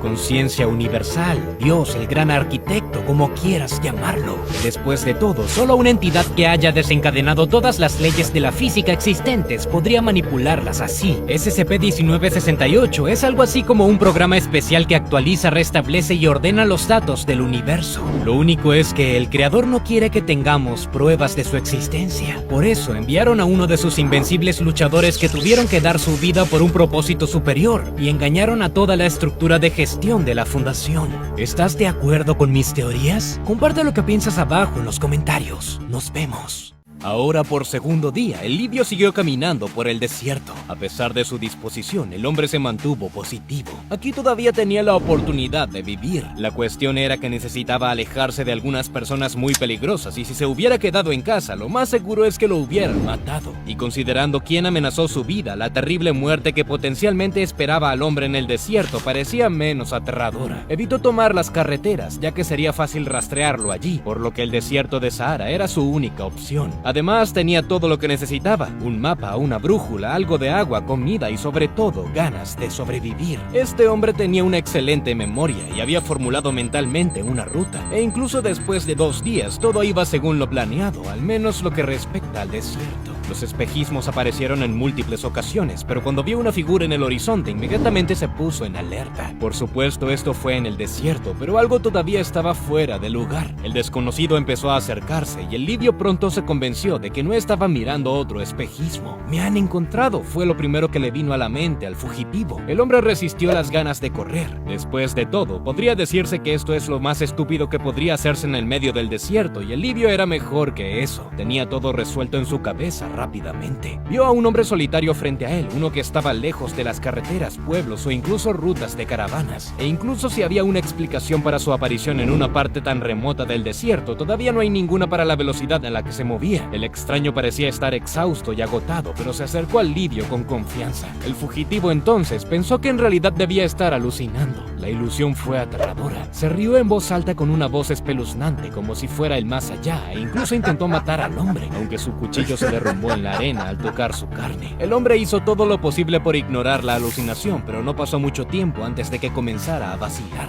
Imaginó comida y agua. Los instintos básicos del cuerpo parecían pesar más que la lógica y la razón, y se arrojó a lo que tenía delante, solo para luego descubrir que no estaba comiendo más que arena seca. Entonces el fugitivo de repente vio un edificio en medio del desierto. Entró e inmediatamente sintió un escalofrío recorrer su columna vertebral. En el desierto, esto normalmente podría haber sido una sensación bienvenida, pero no esta vez, porque directamente detrás del hombre escuchó la misma risa siniestra. El pensamiento final en la mente del hombre: hubiera sido mejor que me acabaran de matar en mi casa. Para mí, el desierto de Sahara es lo suficientemente aterrador como es, y mucho menos también se pierde en medio de la arena. Pero cuando SCP-3062 también viene a hostigarte allí, entonces la situación realmente se convierte en un preludio del infierno. El objeto vive en el Sahara, está clasificado como Keter y actualmente no está contenido de ninguna manera. Tiene la apariencia de un joven egipcio de unos 20 años. Se ha presentado antes como Mahoma, al menos a una de sus víctimas. SCP-3062 posee la capacidad de alterar su apariencia en un instante y elige estas formas en función de la situación en cuestión, por lo que cualquiera puede decir o sabe varios idiomas o simplemente es capaz de imitar, supongo, el idioma nativo de la víctima seleccionada. El objeto aparece cerca de las personas perdidas en el Sahara cuando la persona debería estar sola. Existe solo una ocurrencia reportada de SCP-3062 apareciendo cerca de un grupo de personas, pero este incidente fue diferente. La criatura se burlará y acosará a sus víctimas de todas las formas posibles. Lo logra utilizando sus habilidades para cambiar sutilmente la realidad e influir mentalmente en la víctima. El objeto ofrecerá comida y agua a los perdidos, o les hará alucinar la fuente de tales cosas, pero en realidad no es más que arena.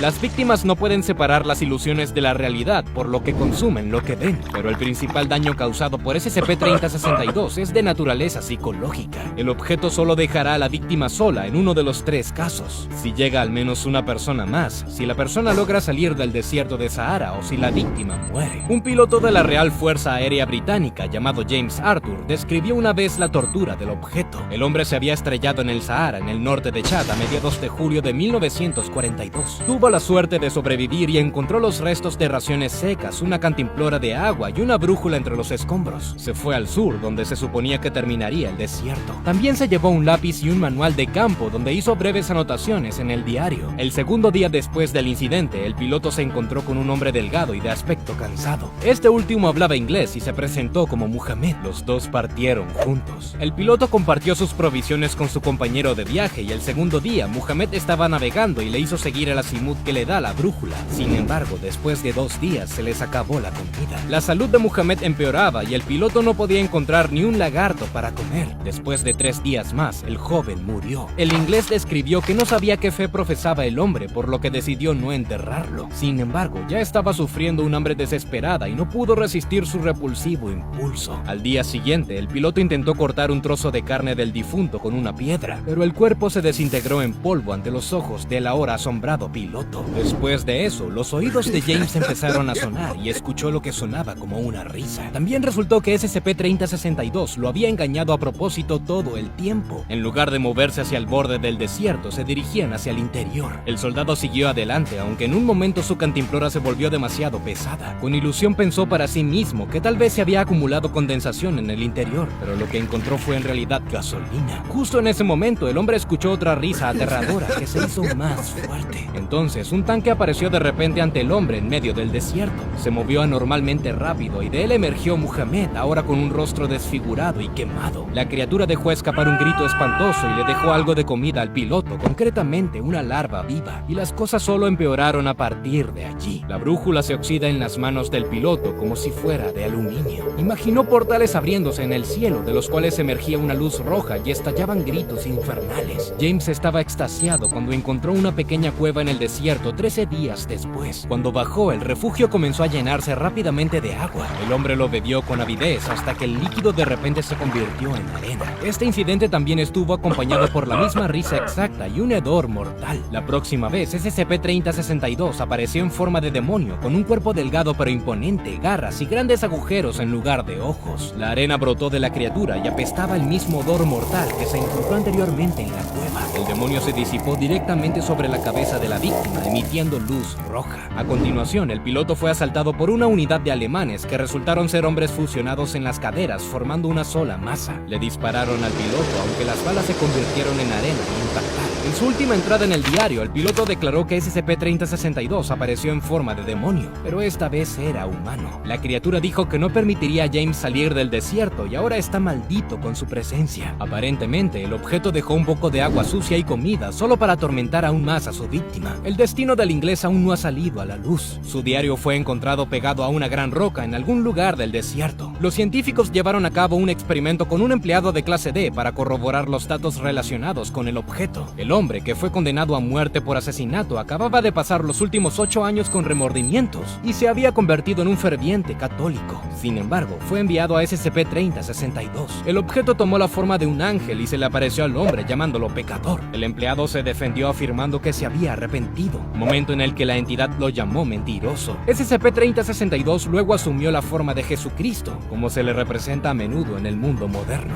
Llamó al hombre y cuando se acercó, el objeto lo apuñaló con una espada. El arma en sí se convirtió en arena, por supuesto, y la herida desapareció. En su tercera aparición, el objeto llegó en forma de demonio clásico. Le dio un poco de agua al empleado de clase D, diciéndole que la bondad todavía existe. Sin embargo, cuando el hombre bebió, el agua se convirtió en arena y estalló una risa terrible. Después de eso, se perdió la conexión con el empleado y no pudieron encontrarlo. Por el momento, lo único que puede hacer la fundación es rastrear a SCP-3062 y sus víctimas sobrevivientes. A estas personas se les dice que las ilusiones eran simplemente alucinaciones provocadas por el intenso calor y la deshidratación. Si las víctimas muestran algún signo de duda, se les administra una ligera dosis de amnésicos. Los gobiernos de los países ribereños del desierto aún desconocen la existencia del objeto. Debido a esto, la fundación realiza su propia búsqueda de los civiles que han sido reportados como desaparecidos en el Sahara. El secreto del objeto ha sido revelado en parte por otro incidente que involucró a agentes de la fundación. Durante un viaje al Sahara que no tenía como objetivo específico a SCP-3062,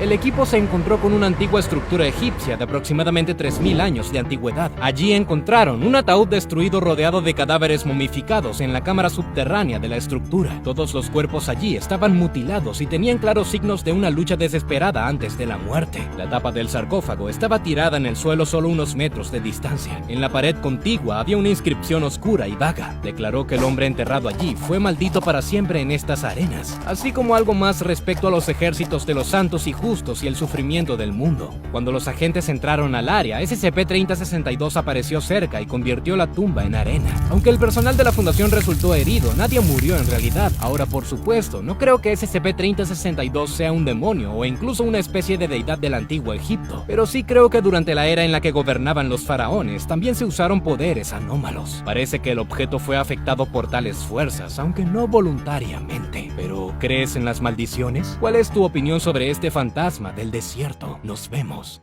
Era tarde en la noche cuando un hombre de mediana edad, que parecía bastante en forma, caminaba por el parque. Vestía un típico chándal, aunque la forma en que actuaba y se comportaba claramente indicaba una conexión con algún tipo de grupo de poder. Sin embargo, no parecía exactamente un policía o un miembro de las Fuerzas Armadas. Teniendo en cuenta la hora tardía a la que estaba en el parque, el hombre ciertamente podría estar asustado, pero al mirarlo a los ojos, la sensación se desvanece. Había un tipo particular de mirada ardiente pero amable, aunque no como la de un anciano de buen corazón, sino más bien como la de un sensei sabio, y el hombre acababa de sacar a su perro a dar un paseo. El dueño soltó a la mascota de la correa para que pudiera correr por el jardín, pero de repente la escuchó lloriquear. Resulta que el animal había corrido hacia un niño en el patio de recreo y este último había pateado al perro. Aunque el hombre no estaba molesto con el niño, todavía quería hablar con sus padres. El hombre se acercó al patio de recreo y saludó al niño. Con cautela respondió mirando a su madre, que no estaba lejos descansando con sus amigas. Habían estado haciendo un picnic en el parque allí, que continuó hasta altas horas de la noche. El hombre le puso la correa al perro y luego centró su atención en el niño. Para no asustarlo, no se acercó más a él. Hablaron durante varios minutos antes de que la madre notara a un extraño cerca de su hijo. En ese momento, ella se le acercó. El hombre se despidió amablemente del niño, comentando a la madre que ella tiene un chico inteligente, y luego se fue. La mujer le preguntó inmediatamente a su hijo si el hombre le había ofendido y qué quería exactamente. El niño le explicó la situación del perro del extraño y luego le relató la conversación que siguió. El hombre simplemente le había hablado al niño sobre la crueldad hacia los animales. Le habló como si fuera un adulto y al final resultó que funcionó a la perfección. El niño comenzó a tratar a todas las criaturas vivientes con amor y respeto. Sin embargo, la mujer se habría sorprendido aún más si hubiera sabido que el extraño era en realidad un investigador principal de la Fundación SCP. Trabaja a diario con todo tipo de criaturas agresivas y mortales. En 2018 se convirtió en el supervisor principal de otro monstruo asesino más específicamente SCP-5031. El objeto es de la clasificación Keter y actualmente se encuentra ubicado en la Biozona 59. Desde su momento de captura hace 10 años se encuentra aislado en una sala metálica. La criatura no requiere ningún tipo de soporte vital externo, por lo que lo único que requiere es el chequeo ocasional de la integridad del contenedor. Es imposible ver realmente a SCP-5031, ya que es una entidad cuasi humanoide. Esencialmente desaparece mientras alguien lo observa. Lo mismo ocurre incluso si técnicamente es solo videovigilancia. Tan pronto como cesa el contacto visual, el objeto vuelve a aparecer.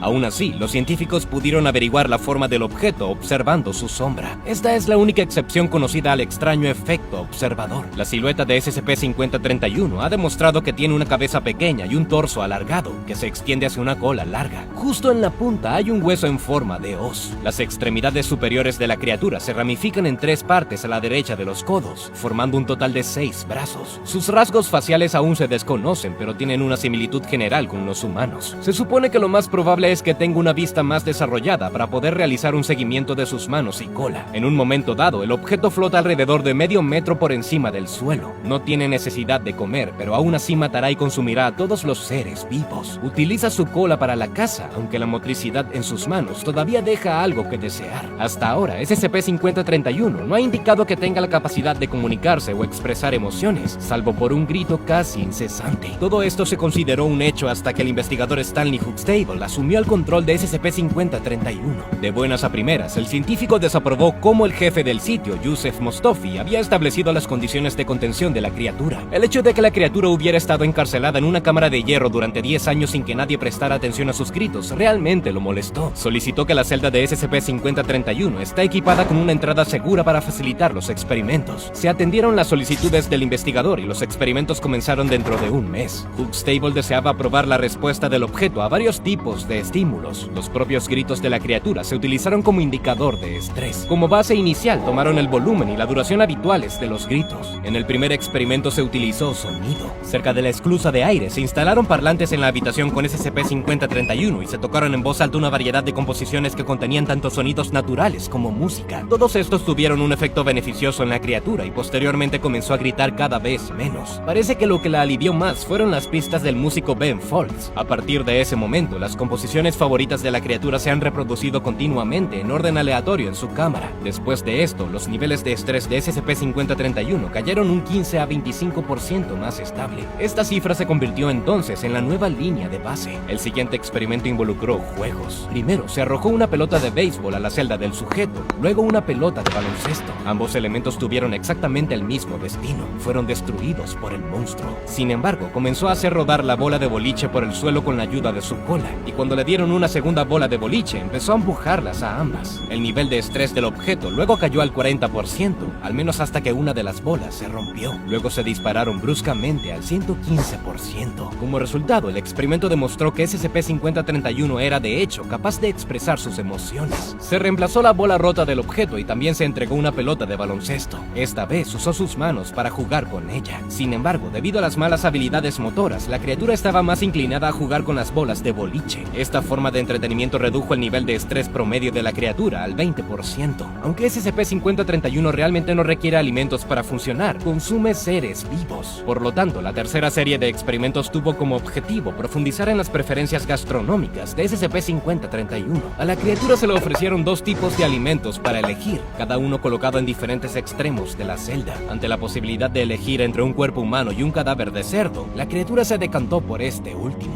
Más tarde, se hizo evidente que disfrutaba sobre todo con los pollos a la parrilla. Además, el objeto cortó el cadáver en trozos más pequeños usando su cola en lugar de simplemente tragarlo entero. Después de alimentar a SCP-5031 hasta que estuvo lleno, se soltó un pollo vivo en su cámara. La criatura arrojó una bola de boliche al pájaro, matándolo instantáneamente. Inmediatamente después de esto, SCP-5031 se sintió muy incómodo. La segunda vez que se hizo esto, el objeto simplemente empujó una pelota de baloncesto hacia el pájaro y este se escapó cacareando. Después de esto, la criatura perdió todo interés en el pollo. El siguiente paso involucró la interacción humana. A un empleado de clase D se le vendaron los ojos y se le indicó que hiciera rodar la pelota por el suelo, y cuando la pelota fuera de vuelta debía repetir los pasos. El hombre y el monstruo jugaron en silencio durante varios minutos. Cuando la criatura se distrajo y empezó a acercarse al empleado, este último le quitó la venda de los ojos, lo que provocó que el objeto desapareciera. Más tarde, un empleado de clase D también le enseñó a SCP-5031 cómo lanzar una pelota de tenis a la pared. La criatura entonces comenzó a practicar con regularidad, desarrollando así las habilidades motoras en sus manos a un ritmo rápido. Ahora, los investigadores no tenían ninguna duda de que el objeto realmente era capaz de aprender. A continuación, decidieron probar su capacidad para identificar diferentes objetos. Para ello, se colocaron en una celda dos monitores que mostraban imágenes de un pollo a la parrilla y una piedra. También se instalaron mecanismos y botones especiales en las cercanías. Al presionar el botón correspondiente, la máquina produce lo que muestra la imagen. Después de varios intentos, SCP-5031 descubrió cómo funcionaba el sistema. Se dio un festín con pollo hasta que los científicos cambiaron la disposición de las imágenes, así como el contenido. El objeto rápidamente descubrió lo que estaba pasando y en poco tiempo le quedó claro cuál produciría carne y cuál daría piedras. Para complicar la tarea, los especialistas cambiaron la imagen por una palabra. Una vez que la criatura dominó este concepto, se le ofreció la oportunidad de ensamblar una palabra de forma independiente usando bloques con letras dibujadas en ellos. Al principio, el experimento no tuvo éxito, pero cuando los cubos se mostraron en la pantalla, SCP-5031 descubrió cómo ensamblar palabras. Pronto, utilizando los cubos con letras, el objeto pudo comunicarse con éxito con el personal, pidió comida para sí mismo, así como música y otras formas de entretenimiento. La criatura disfrutaba jugando con pelotas, animales o personas. Se fijó especialmente en el líder del proyecto, Stanley Huxtable, y en un empleado de clase D llamado Robert. Este hombre le enseñó a SCP-5031 a ser creativo, le enseñó a dibujar con lápices. Se dibujaron imágenes que representan a la propia criatura junto con Robert, un pollo y un gato a la parrilla. Luego, el objeto aprendió a tocar el piano. Con la ayuda del mismo individuo, aprendió su primera melodía primitiva y luego comenzó a crear sus propias composiciones simples. Pero la actividad favorita de SCP-5031 era, de hecho, cocinar. Se decidió darle especias al objeto. Les tomó tanto que durante 3 días enteros no hizo nada más que experimentar con varias combinaciones de sabores y siguió exigiendo más ajo en polvo. Al experimentar la creatividad con Robert, la criatura prefirió cocinar. Casi un año después de que Huxtable fuera puesto a cargo de la criatura, se instaló una cocina en la cámara de SCP-5031. Por razones de seguridad, no se incluyeron objetos puntiagudos y especialmente peligrosos. El objeto usó su cola para cortar cosas. El empleado de clase D, Robert, también le dio a la criatura anómala una clase magistral sobre cómo preparar una variedad de platos. El objeto organizó una cena del Día de Acción de Gracias para el personal del Sitio 59 e incluso interpretó su propia composición, sonata de piano para 6 manos. El nivel de estrés de la criatura ahora está en un 0 muy estable. Si bien el objeto sigue siendo una anomalía en contención y aún técnicamente continúa representando un peligro para las personas, uno debe admitir que la moraleja de esta historia es clara. Incluso yo esperaba que SCP-5031 comenzara a matar de nuevo. ¿Qué piensas sobre esto? ¿Crees que realmente hay tantos objetos anómalos que podrían protegerse de una manera tan pacífica simplemente enseñándoles a vivir cerca y a ocuparse de algún tipo de pasatiempo inofensivo? Déjame la respuesta abajo en los comentarios. Nos vemos.